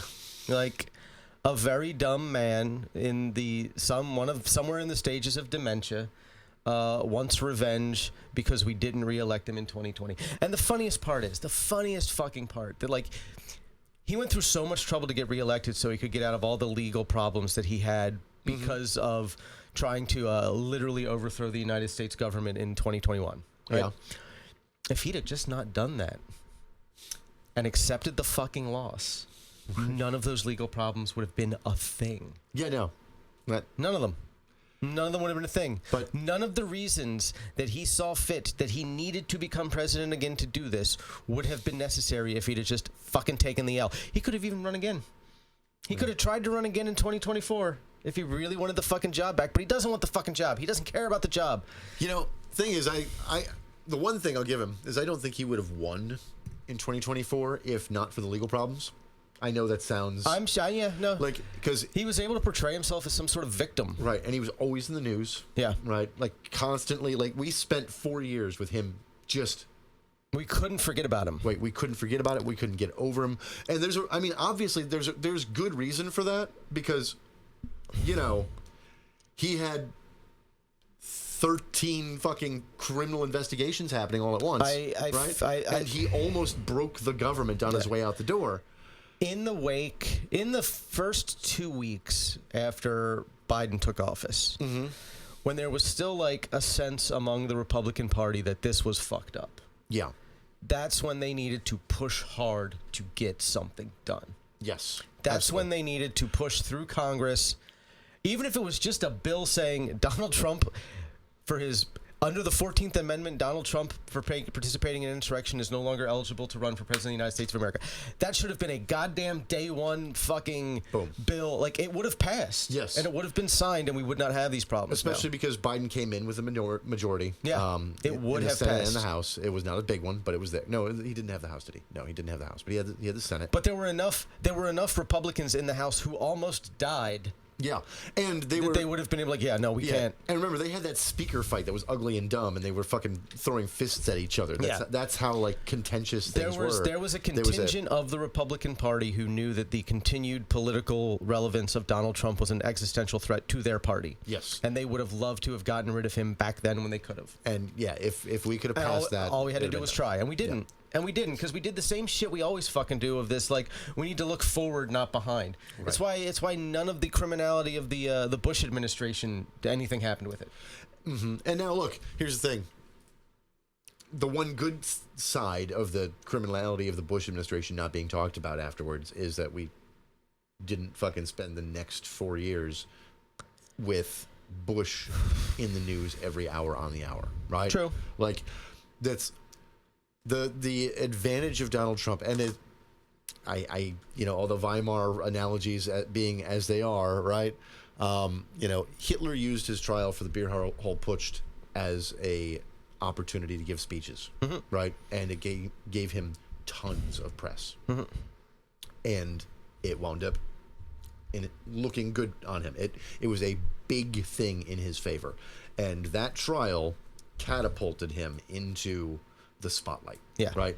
And even though he was tried and convicted, yippee fucking do, right? He utilized that to build his base and give speeches and make the government look like they were persecuting him, right? And to point fingers at all of his political enemies, right? And it worked. And here we are. Like, we shouldn't have been talking about Trump every fucking day. No. Like the way we did. But we had to. No, yeah. There's good reason for it, but this is the cost. And it sucks. The way you deal with him legally is you make sure that he can't run for president again. Yeah. Day one. You do that. Like, and that's the funny thing about that is then we could have continued to prosecute him. Yeah. Right? And didn't matter. It wouldn't have mattered then. He's like, Yeah. I want to be president. Too fucking bad. Sorry. Right? You can't. Do I think that he would be in a prison cell now if we'd have done that? No. I think he still would have been convicted on all charges and then, like, not actually punished. But there would have been convictions. Honestly, the trial... The federal cases trials would probably still be ongoing. The pace at which we move on that end. So, tax plan from the GOP looks like it's going to have a bunch more fucking tax cuts. Cool. Yep. That's going to be fun. Trickle-down economics worked the first time, so we should do it again. But they want to slap big taxes on like large philanthropies, like the Gates Foundations, Rockefellers, etc. They want to tax the shit out of those now because they want to destroy everything. I don't like billionaires. I don't. I'm going to preface what I'm about to say with I don't like billionaires. Yeah, fuck the billionaires. But if we're going to have billionaires. I want them, at least for the PR of it, to be throwing around some of their billions on public works. Yes, for the public good. They used to think about their legacy, and they knew they couldn't take it with them, right? So, and they knew also that their kids or grandkids could be dipshits, right? So instead, they would set their kids up to be wealthy, right? And then create a foundation where their family would always have a place on the board and shit, right? And now they don't get a lot of money out of that, but they'd always get a little salary, right? You get the name. You get to go to the gallery. You get to go to the galas and the events, and so it bought them a lifestyle, right? So they get to be dilettantes, right? And so you're guaranteeing your kids have like a salary from their foundation or a lifestyle from it, right? And that's going to last into your kids and your grandkids and your great-grandkids. I mean, there's a reason... So you're guaranteeing that without them losing all your money. There's a reason why, to this day, we still know the name Rockefeller. Or Vanderbilt. Or fucking J.P. Morgan. Yeah, these guys bought legacies. Like, they understood that. And now, I don't like billionaires, but I want their money when they die to go to something helping society, right? I mean, Bill Gates definitely understands this. Yes. I mean, that's why there's a Gates Foundation. And that will outlive him for decades. And it's one of those things, it's like, it does things that I love and other things that I hate. Like, and it's...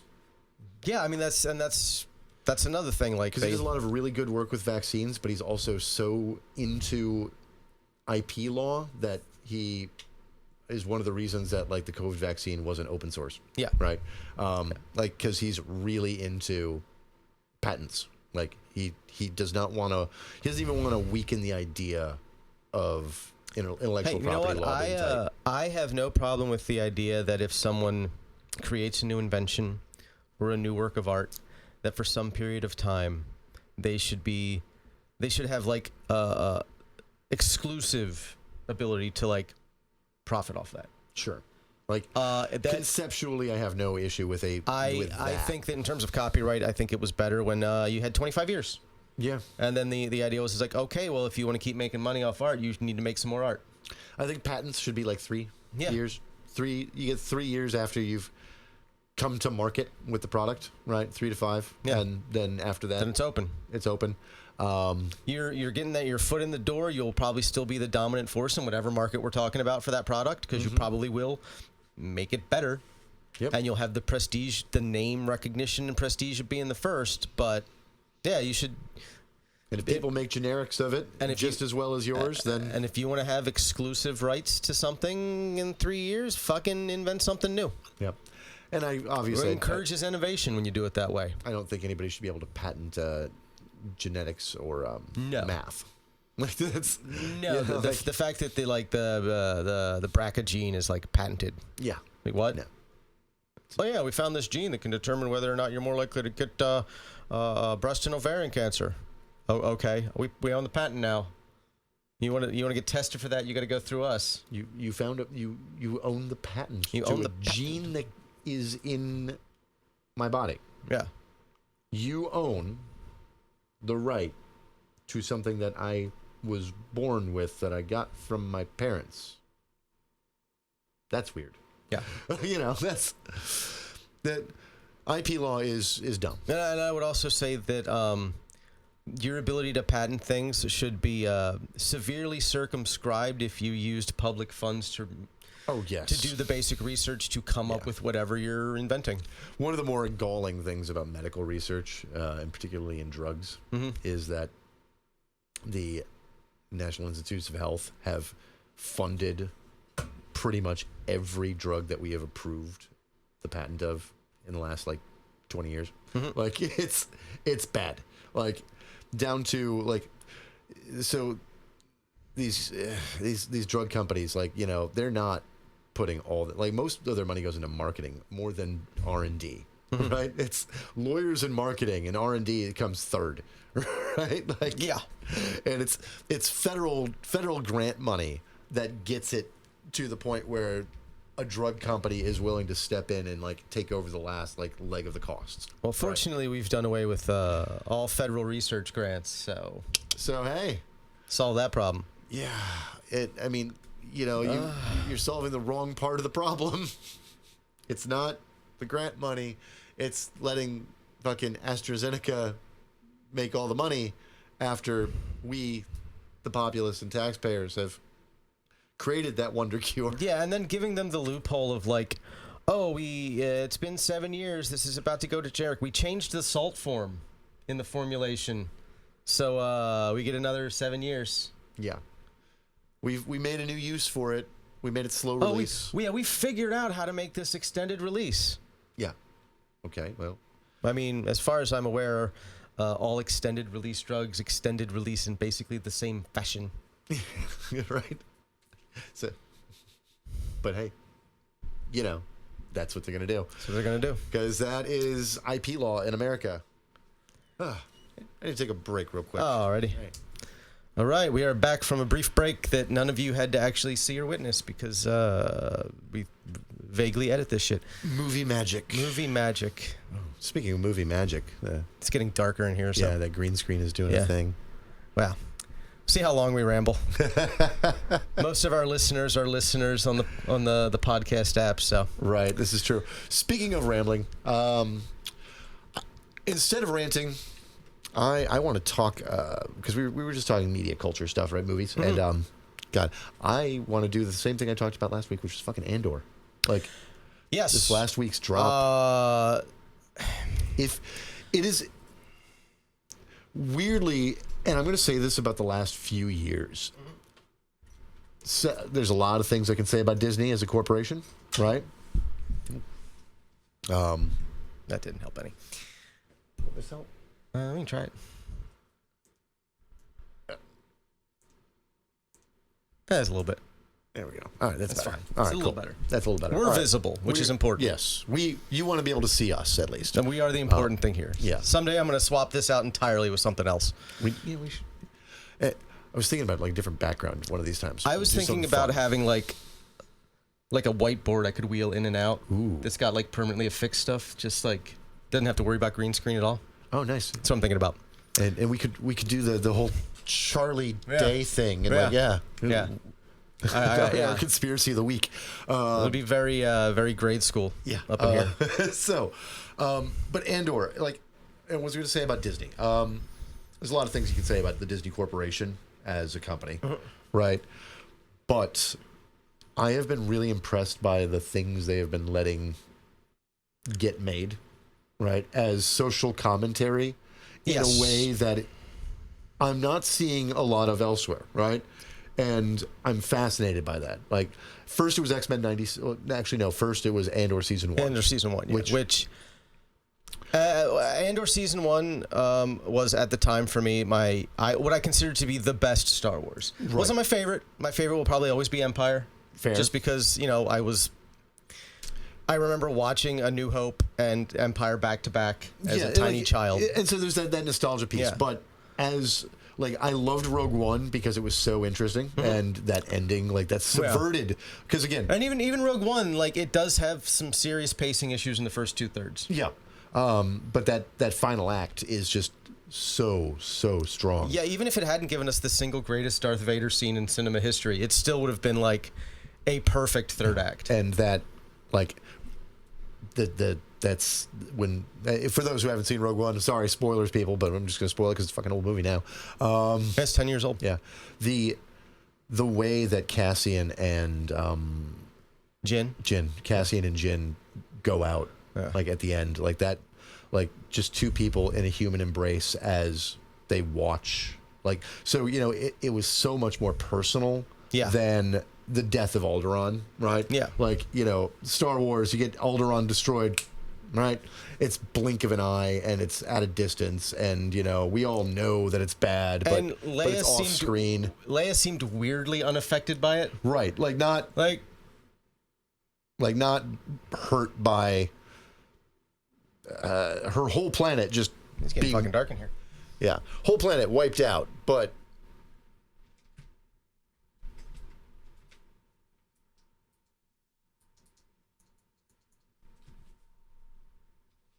there we go. That's better.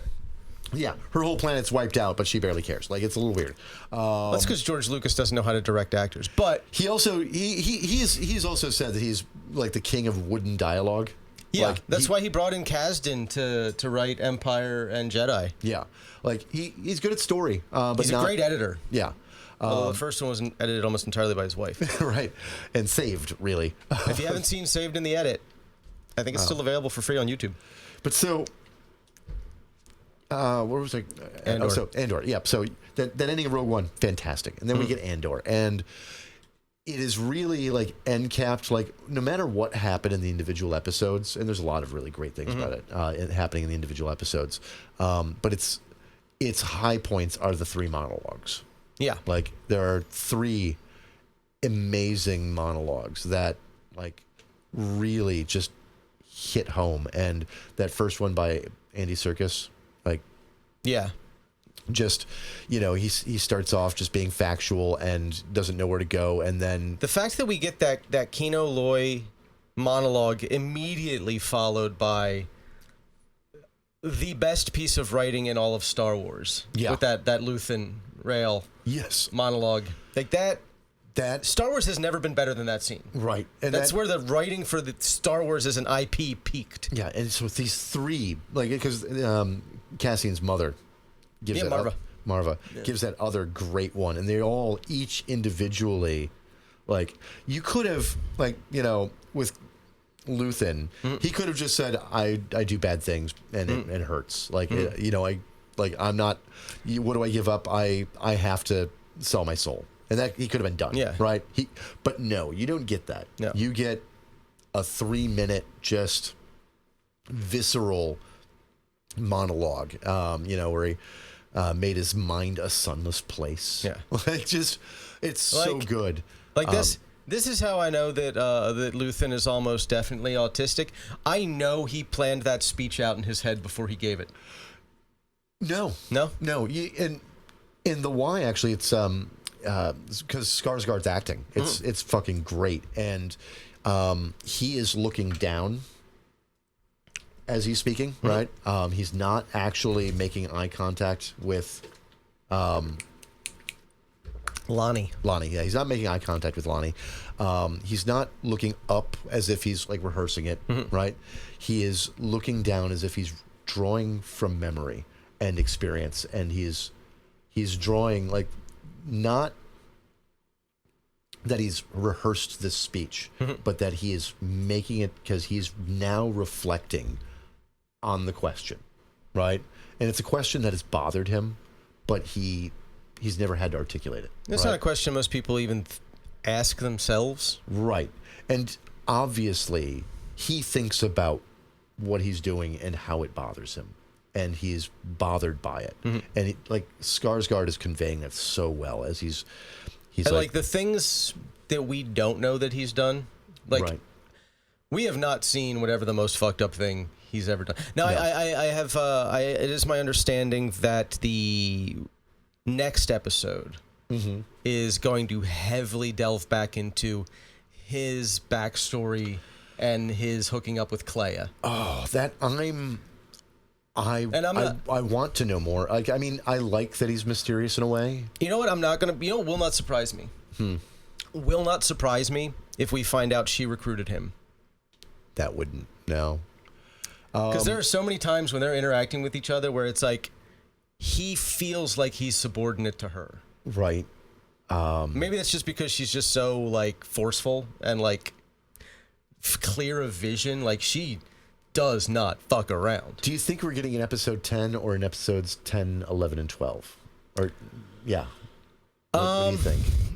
It's hard to say because the Gorman massacre was like such a big catalyst for so much in this season. But in like the story of the Rebel Alliance, like that was why Mon Mothma left the Senate, and I went and rewatched the Star Wars Rebels episode. Yeah, I don't know that there's another like gargantuan moment that takes place that catalyzes things until Scarif, right, and the Battle of Yavin, where the first Death Star is destroyed. Yeah, and so I think we're going to get a lot of and because the only other big thing that happens obviously is the obtaining of Death Star plans. Yeah, right. Like that is a major moment. I think we'll get a good bit with Krennic. Okay, I think we'll get a good bit with Krennic and the aftermath of Gorman. Right. I think we'll get that. I think we'll see inside the bureaucracy. I think we'll almost definitely find out what happened with to Dedra Meera. Oh, Dedra. How she handled that, because man, and she has put herself in an unwinnable position, and it's like one of those things where it's like it sucks, but man, it's hard to be sympathetic. Right, she did it all to herself. Her acting is really good too. Like the way that the actress portrays herself. She's such a good, and she's like, after realizing that that Cyril's dead, she like strains for a moment, and then straightens her uniform, and it's just like. Okay. That moment where Partagast like tells her to calm down and get it together. Yes. She's just like straightens up and that's hands behind her back. You can tell that the strain of Gorman was happening to all of them at once, right? Yeah. Andor season 2 is giving us like it's like the perfect like moment to like encapsulate. Hey, this is what is happening. In Mon Mothma's speech. So good. Yeah, talking about how basically the death of truth is what breeds authoritarianism. It's what they need, and I see it in our current political moment so much. It's truth, the chasm between what we know and the truth. Is so wide. There's so much. It's so weird to like look back and know that it was like how prescient it is and how relevant it is to like our lived experience right now, right? Knowing that it was like written in 2023 and filmed early last year. Yeah, like production was done before Biden dropped out of the race. Right. It's while it is the calling, it's the warning of the moment. Like it's prescient, but it's backward looking. 2016 to 2020 were bad. They were bad. Like they were not as bad as this current administration. I don't know why I thought otherwise until earlier this week. For reasons I cannot begin to explain. I had been convinced until I saw an interview with him like 4 days ago that Tony Gilroy was British. I'd never heard him speak.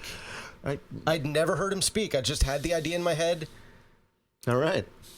Maybe it's because like the entire production crew of Rogue One, like most of the filming was done in the UK. Gareth Edwards is British. The reason I didn't think Gilroy was British, I have one reason, because I didn't think about it at all, but I read an article on the Mon Mothma speech, right?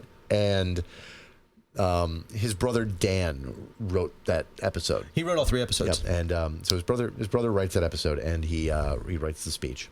And Dan's quote about "I'm not stuck," because he was looking at the rebels' speech, right? He goes, "I'm not stuck with this fucking speech, am I?" Right?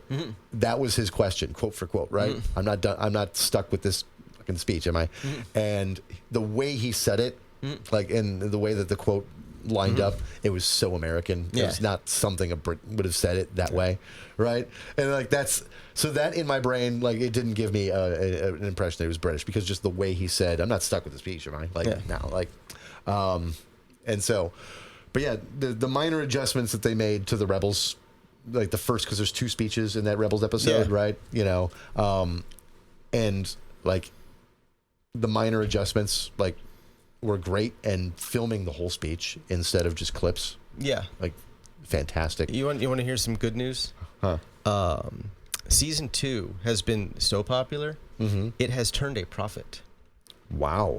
Which I hope that sends the right message to Disney. Yes. Because there are wrong messages to take. Like, you could take the wrong messages like, well, we just need to, like, make a limited series about other minor characters who appear in a movie once. Right. And then we could get a lot of bullshit that we don't want. But, like, they could also take us from, we let these passionate, creative people just fucking run wild with almost no notes.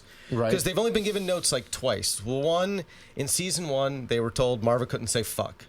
Okay. That was the only note they got in season 1. All right. And then season 2, we did get a shit. Yeah. Season 2, there was an episode that was actually supposed to be the introduction of K2SO that was so expensive that they were like, you will double the budget of the season with this single episode. Because basically the premise was, like, they were going to, like, take a deactivated K2 back to, like, Yavin. And before they had a chance to wipe him, he was going to, like, come back online. And it was just going to be, like, basically a fucking slasher movie of him just, like, hunting and murdering rebels. Like, oh no, yeah.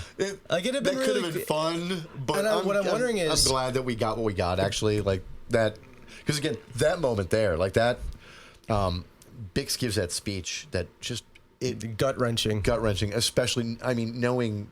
It's not. She's wrong. Yeah, they're not going to have that reunion. I'll find you when this is over. When the time's right, I'll find you. And after this, we're going to have the best life after the rebellion.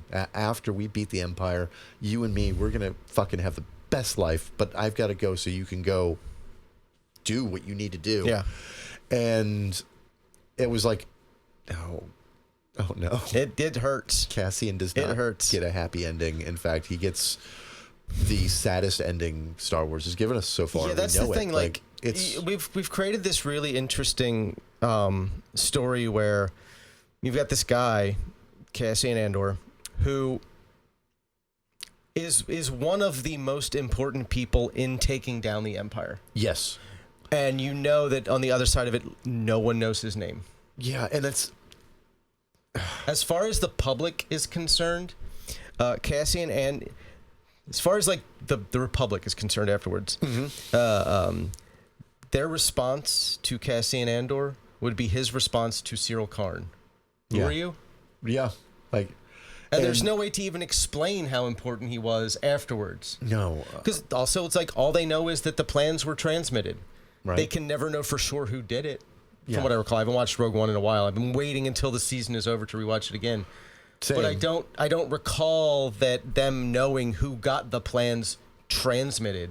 Just that the plans were transmitted. Yeah, and nobody survives. Yeah. Like no one survives. Not a single participant in that mission. Not a single rebel or Imperial right. leaves Scarif alive. Yeah, like Scarif is just obliterated, and the rebels that got the plans transmitted up to them, like almost all of them die until right? Like so all they know is that, it's the heroes of that ship that are the ones quote unquote, that got them the plans, right? Yeah. Like, and the people who died on that cruiser, right, before that ship escapes, like, those are the heroes, right? That's the story. And so much, the entirety of his, like, time, up until the very end, when he, like, achieves the rank of captain, his entire time in the rebellion was covert ops. Yeah. Black ops. And then he's made a captain. So they may know, like, oh, yeah, he's this badass who, like, and obviously Mon Mothma is going to know who he is, right? And she will know that, yeah, he's the captain that saved me. Yeah. But she's not going to understand his story. Right. And she's not going to understand that he's the person who, one of two people who got those plans. Right. And it's amazing how his story is so integral, even up to, like, season 1 and 2. Like, the things he has done so far have helped build the rebellion In ways that he doesn't even know. Right. Ways he doesn't know. Only Axis, only Luthen knows what's been done. Yeah. And it's so good. I could rant about this show for forever. I'll say I never expected Disney to give us anything as, like, harrowing as the actual Gorman massacre, watching it play out God. and, like, seeing the false flag operation of it and how it was Yeah. all like they kettle everybody into this death trap. And having been to protests where we've gotten kettled, we've gotten encircled, where things got a little out of hand. A little bit of tear gas here or there. And I've been in a riot once. Like, these things get tense, and they captured that tension and the buildup. And, like, when you're at a large protest and there's a couple thousand of you, and the police are surrounding and about to kettle you, and it's like they want you to clear a park, right? The tension builds, and you know it's coming, but there's this quiet, like, even though there's all the chanting, even though there's all the yelling, and there's the the protesters protesting, right? Yeah. And it creates this cacophony, but that cacophony has this weird calm to it, right? Yeah, it's like when every time you see a movie where someone's, like, in a tense situation, it just gets, like, quiet around them and muffled. Like, that happens. Right. It's so fucking weird that, like, that's what your perception does. Like, you just any data coming into your senses that you don't need just disappears into the background. And so I was thinking back to that the Floyd protest in 2020, where that one night where things really went kind of intense, and it was hours of, like, the police telling us to go. The main cameras were around. As soon as the news clears out at 10 o'clock, the police feel more tense, right? And they start closing in tighter, and then more of them start showing up, right? And so now, instead of just lines on either side of us, they're a line in a line, and they're bike cops on either side. And it's like the tension is building, and as soon as the reporters stop reporting on what's happened in Gorman, right, they open the square, right, and they let them all in, and then they close them in. And that, I felt that tension watching the show, and I felt the experience of having been in as allegorous as a experience up to that as I could, right? Yeah. And it was like, oh, I know this feeling. Yeah, they did it so well. There were a couple of times during all that where I watched it here at home, and there were a couple of times where it's like I didn't realize that I had stood up and was not breathing. Yeah, it was just locked on the television. It was just I was glued to my seat. And I've rewatched the episode. This whole season, like those. I am planning on just binging season 1 and season 2 before the series finale. On Tuesday. Wow, Tuesday. It's coming. That was great. And the other thing about Disney that I didn't... and they give us this, like, really visceral picture of, like, death and destruction and, like, fucking Cyril getting popped in the head and, like... I want to talk about Cyril Karn a little bit. Oh. Because I think... He's so tragic. I think his ending is one of the most important aspects of the entire series. Okay. Here was a guy who... He had always been, like, looking for a purpose. He had always been searching for himself. He never felt like he measured up. His mother was always, like, domineering. And he just believed in safety and order. He was like the perfect lawful neutral. Yeah. And his belief in the system. Yes. And just abiding by the system was so strong that for a while, like, he did get promotions. Mm-hmm. And he got to do, like, cool spy shit that he would have never gotten. He got to have these little adventures.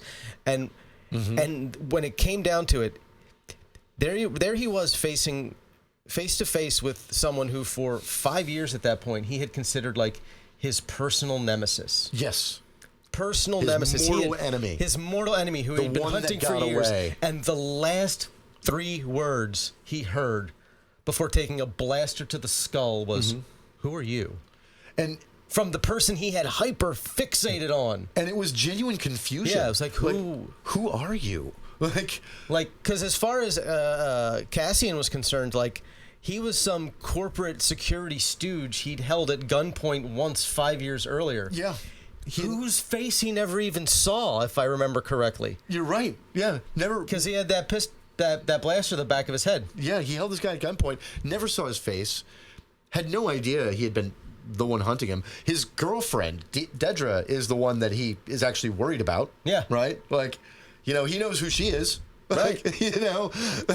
But no, Cyril's great nemesis, the one that got away, the one he's been after, he's fucking hated all these years, said this personal vendetta. And to have that be the culmination of him immediately prior to that crashing out, realizing he'd been used. Yes. And he was disposable. And he wasn't part of something bigger than him. He was part of a fucking death machine. Death machine. A machine of murder and oppression that he had never experienced. And he thought he was there. He genuinely thought he was the good guy. Yeah, and he was like, I'm just bringing order to Gorman. I'm going to get rid of outside agitators.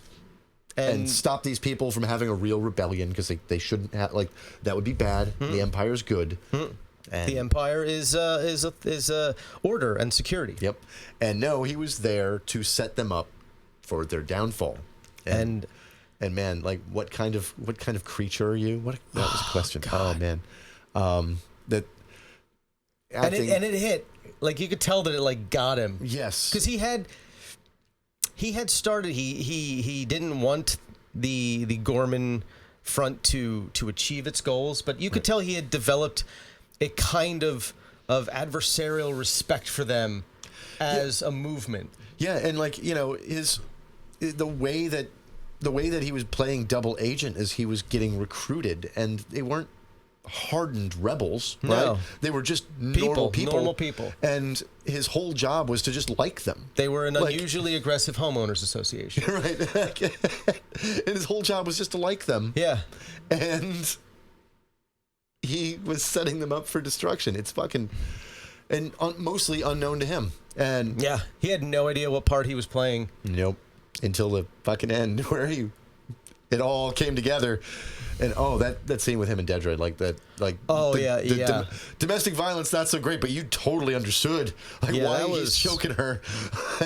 And then after it's done, she isn't fazed by it. Like that was the interesting thing about it. Like, she was like, well, yeah, of course, I did this to this guy. Yeah, like, go find him. Like, he's gonna go die out there. Make sure he doesn't leave. Like, it just, it was so interesting because he's crashing out and she's just like, I know I did this to you. I haven't been sleeping as well either, but yeah, that's what we're doing. Well, you can tell that, like, I believe she probably had some genuine affection for him. Mm-hmm. But at the same time, like, you could tell that from the beginning, their entire relationship was her seeing him as someone she could manipulate to, like, a specific ends for herself. Like, he was useful to her. Right. Like, basically career-wise. Mm-hmm. But he was malleable. He was willing to do anything she asked. And he started as her stalker in a way, which is fascinating. Don't date your stalker. Don't date your stalker. But she was the bigger monster of them. And I mean, she's actually the genuine villain of this show. Yeah, the banal bureaucracy. Yes, and like she's tragic. She has some human moments, but she's. I'm real excited to see how her story ends. Although Yeah. I could also just as easily see them never telling us. they could. Like her part to play is pretty much over. But yeah, like I don't even know. Like I mean, for all we know, like it was considered a failure since she was the administrator of the planet and it ruined her career. Right. Like I could totally see them throwing her under the bus. Yeah, that's fair. Like you could, because they were going there to mine that calcite. Like they could totally spin it as like it was her job to facilitate the mining of this without any problems. And look what happened. Yeah, like Look at the situation she allowed to escalate. fair. I could totally see them doing that. That's a possibility. Like her story might just end with the imperial version of a court martial. Right. God, and the escape scene in episode 9. I was thinking about that, and what I love about Cassian is very much that he goes through problems. Like that scene, like he's again not like you usually see in Star Wars where they're like, I can't kill him, or like, what are we going to do? There's not a lot of thinking, hesitation. There's no debate over what the plan is, right? There isn't that usual fun banter between the plucky heroes. Knowing that Mon Mothma experienced her first 2 murders ever, Right. back to back. Back to fucking back.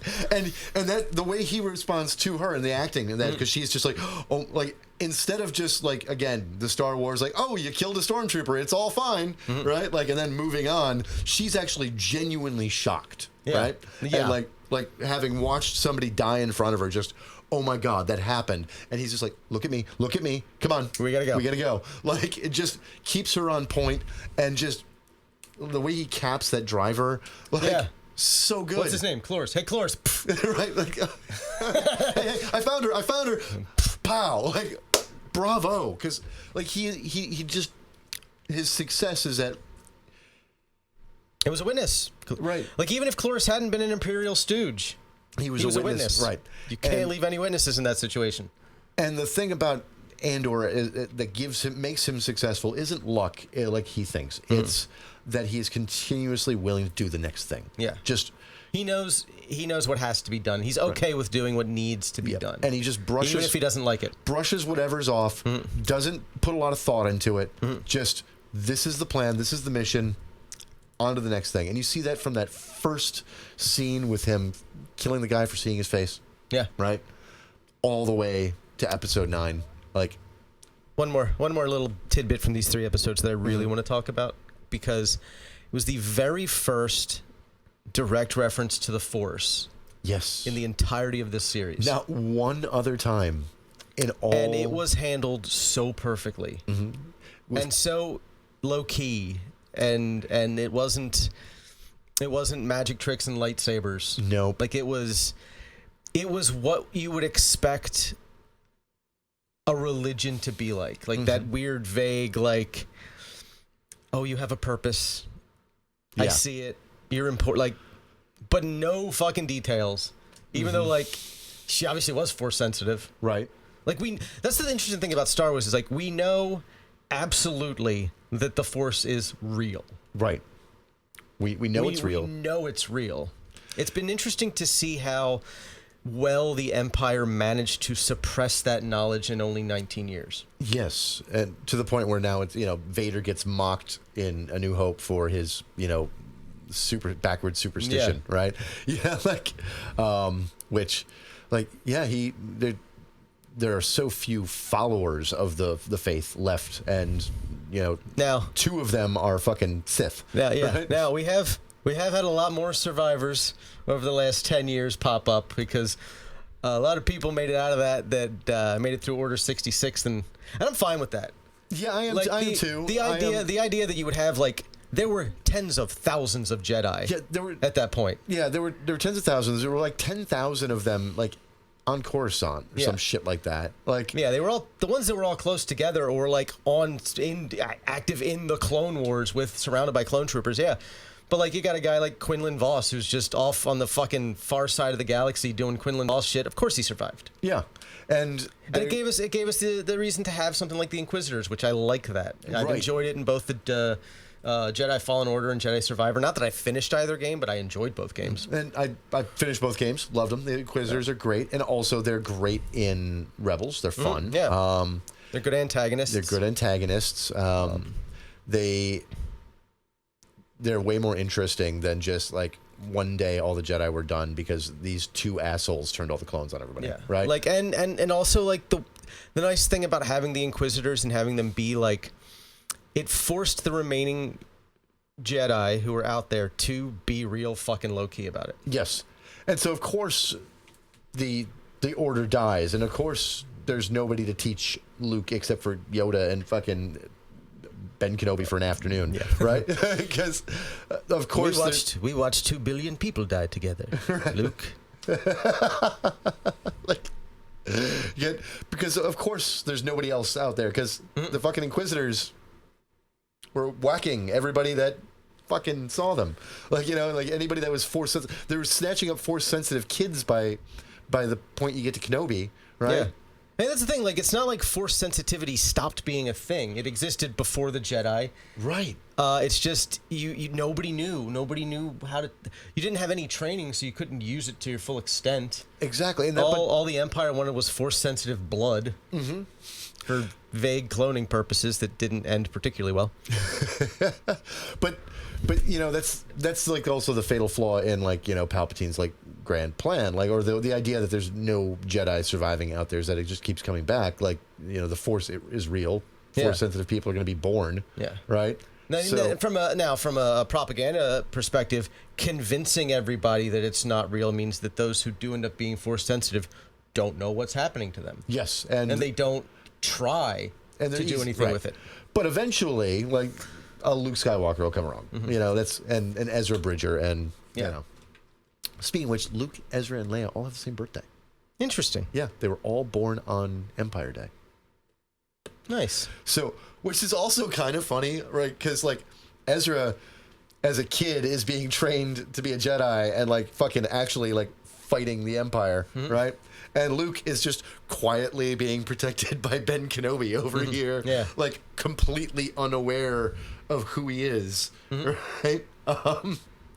Like I find that juxtaposition interesting because and then Luke is obviously from a propaganda standpoint like the perfect savior, right? Like and a little side tangent. That's why people who whine about The Last Jedi piss me off. Okay. Because what I think a lot of people fail to understand is that like you've got Luke Skywalker and he is a human being. Mm-hmm.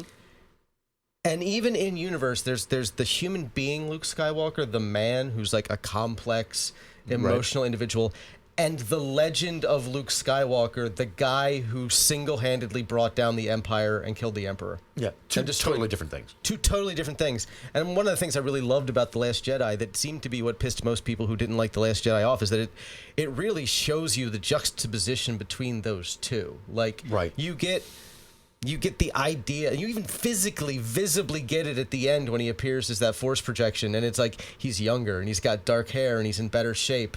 Mm-hmm. Like, I don't know. I always loved that, and it always kind of infuriated me that was the thing people complained about. They ruined his character. It's like, no, that was his character. He was a whiny bitch in the entirety of the original trilogy. He made rash decisions the entirety of the original trilogy. He was constantly tempted by the dark side. Yeah, and multiple times in the original trilogy. And I'm sorry, but if you're one of these people who complains about like legend stuff not being EU, he fucking falls to the dark side and becomes a goddamn second emperor in the books. Yeah. Right? Like I don't. You're saying The Last Jedi, his character says he falls to the dark side and becomes the goddamn second emperor in the fucking books. Yeah, that wasn't character assassination. That's way worse. That's way worse. Way worse. And to be real, again, let's view him actually like.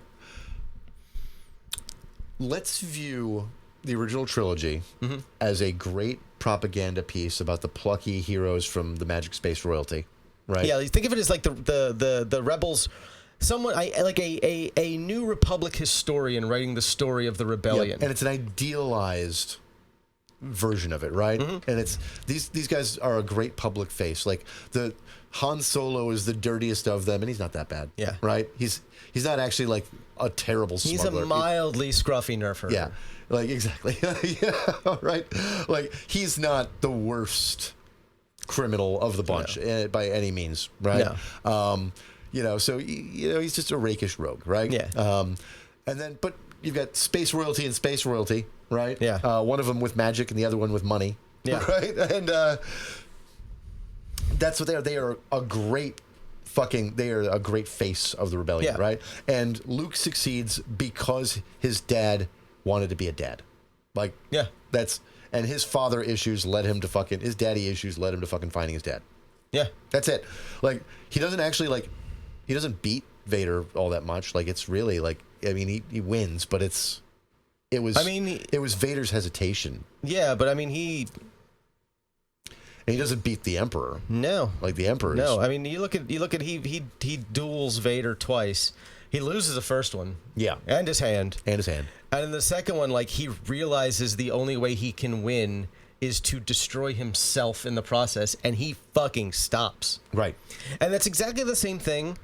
Like, people always bitch about the Kylo Ren, the Ben Solo scene in Last Jedi when he fires up his lightsaber and because he's senses all this darkness and whatever. They're like, it's character assassination. He wouldn't do that. It's like he stopped himself. Right. He had that instant of panic, and then he thought, what the fuck am I doing? And he stopped himself. That's not character assassination. No, that's pulling yourself back from the brink. Which, that's the problem with the dark. These guys are the dark side is dark, and it feeds on your worst impulses and emotions. And some of the Sith in past haven't been brilliant. They've been monsters. Yeah. They're not all and fucking Vader is a goddamn monster. Read the comics. The Marvel comics are fucking great. Read them. He's a beast. An absolute, and he's cunning more than he's calculating, right? He's smart. He's very good at getting himself out of a situation that he finds himself in. Yes. His pre-planning can sometimes leave things to be desired because he is still rash and emotional. He's still Anakin Skywalker. Right. Who was a whiny bitch just like his fucking son. But he jumps into any kind of danger immediately.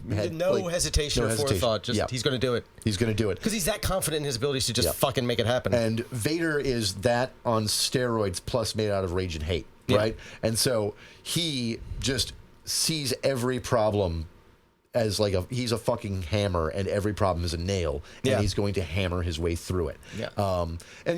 He does things know that one of the Inquisitors is one of the younglings he failed to kill. Yeah.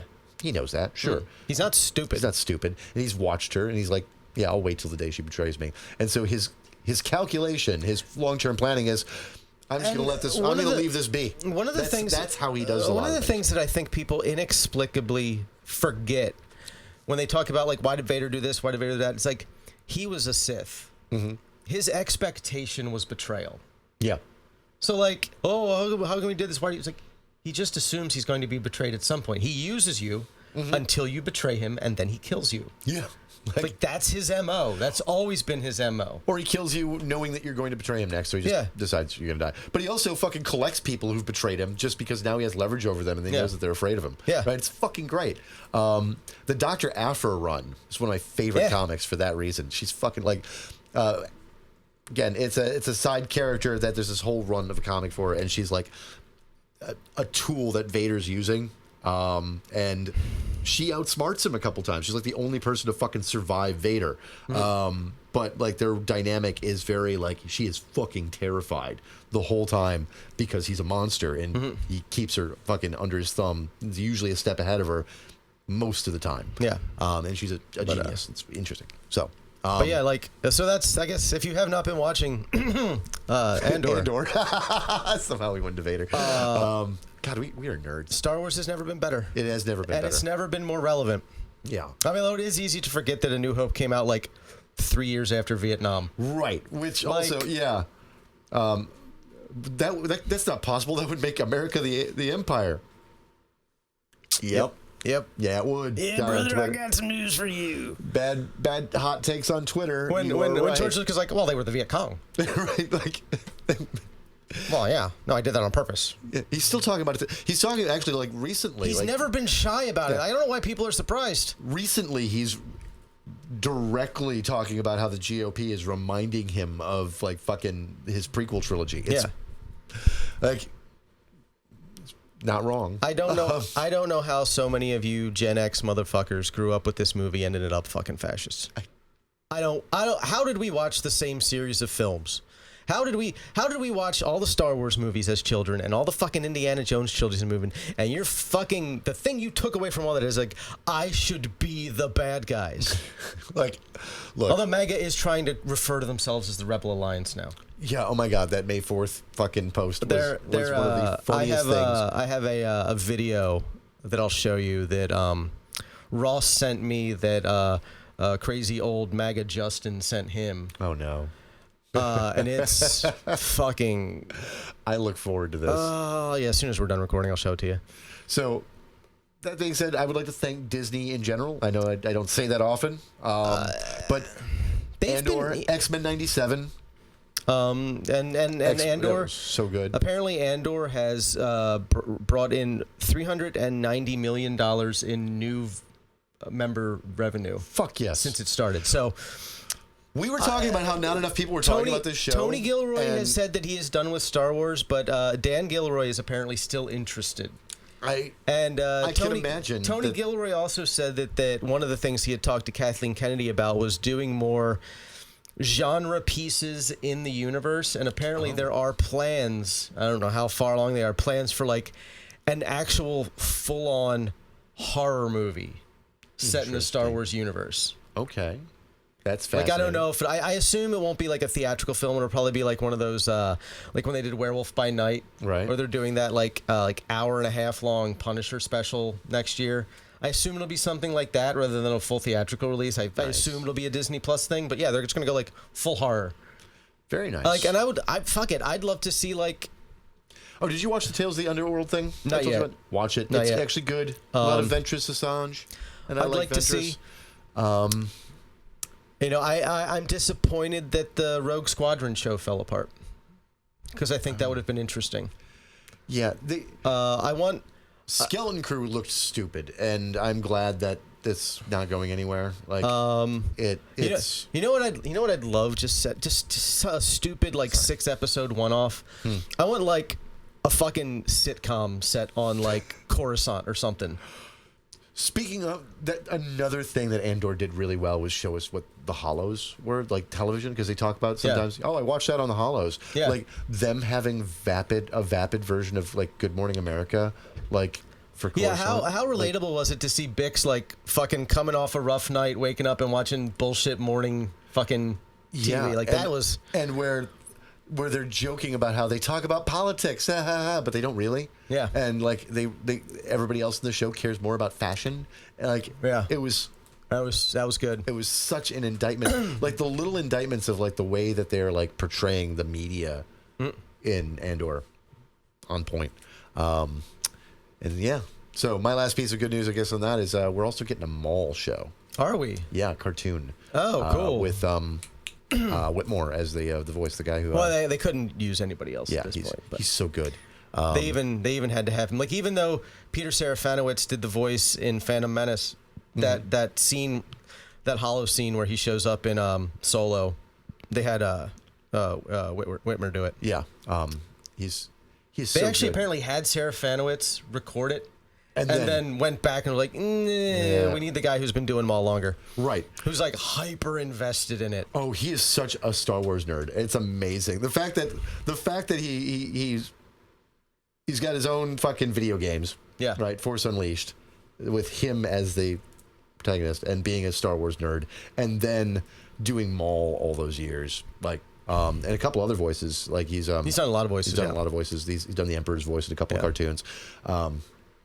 But like he corrects like directors. Didn't he like correct Filoni on something? Yes, he like, did. Just it's like, oh no, yeah, that doesn't work. That doesn't work. You can't do it that way. It's like, what do you mean? He's like, well, he would do this. It would work This this happened, way. then this happened, and this happened. And he said this is like, oh shit, you're right. Yeah, he fixed a key. Like they were gonna write something that would be out of canon. That Like, was, I think that was during Clone Wars. Yeah, like I think that was during the run of Clone Wars, where it was like something with Ahsoka they were gonna have happen. It was like, no, that doesn't work. yeah. So it was so good. Yep. And we're getting a mall show with him. So I'm excited. I'm excited for that. I hope that someday all of this becomes less relevant to our daily lives. So we finished this off with like an hour of Star Wars. There you go. You're welcome. You're welcome. You're welcome. And I won't be surprised if next week is just Andor Season 2 retrospective. We'll talk about the news. I mean, we'll do our normal, We'll do but some like, I of have our a feeling that by next Thursday afternoon, it's just going to be, we're going to just talk about Andor for 2 hours and how much we love it. I'm fine. I'm okay with that. I'm just going to binge There's so much more Star Wars. There are so many things we could go into deep dives on, and it makes me think in my film school brain that I haven't used in a long time. Fair. Like a lot of parts of my intellect that I haven't really put to much use since I dropped out of college have really been firing up again. Right. Since watching. Speaking of the show, another thing about we'll save that for another time. We'll save that because I was thinking about the cinematography and the way they do that, but I'm just going to move on. Like I said, I have a feeling this is just going to be most of next week. Yeah. So you're welcome. Give us all of your money. Yeah. This has been The Grift. Until next week.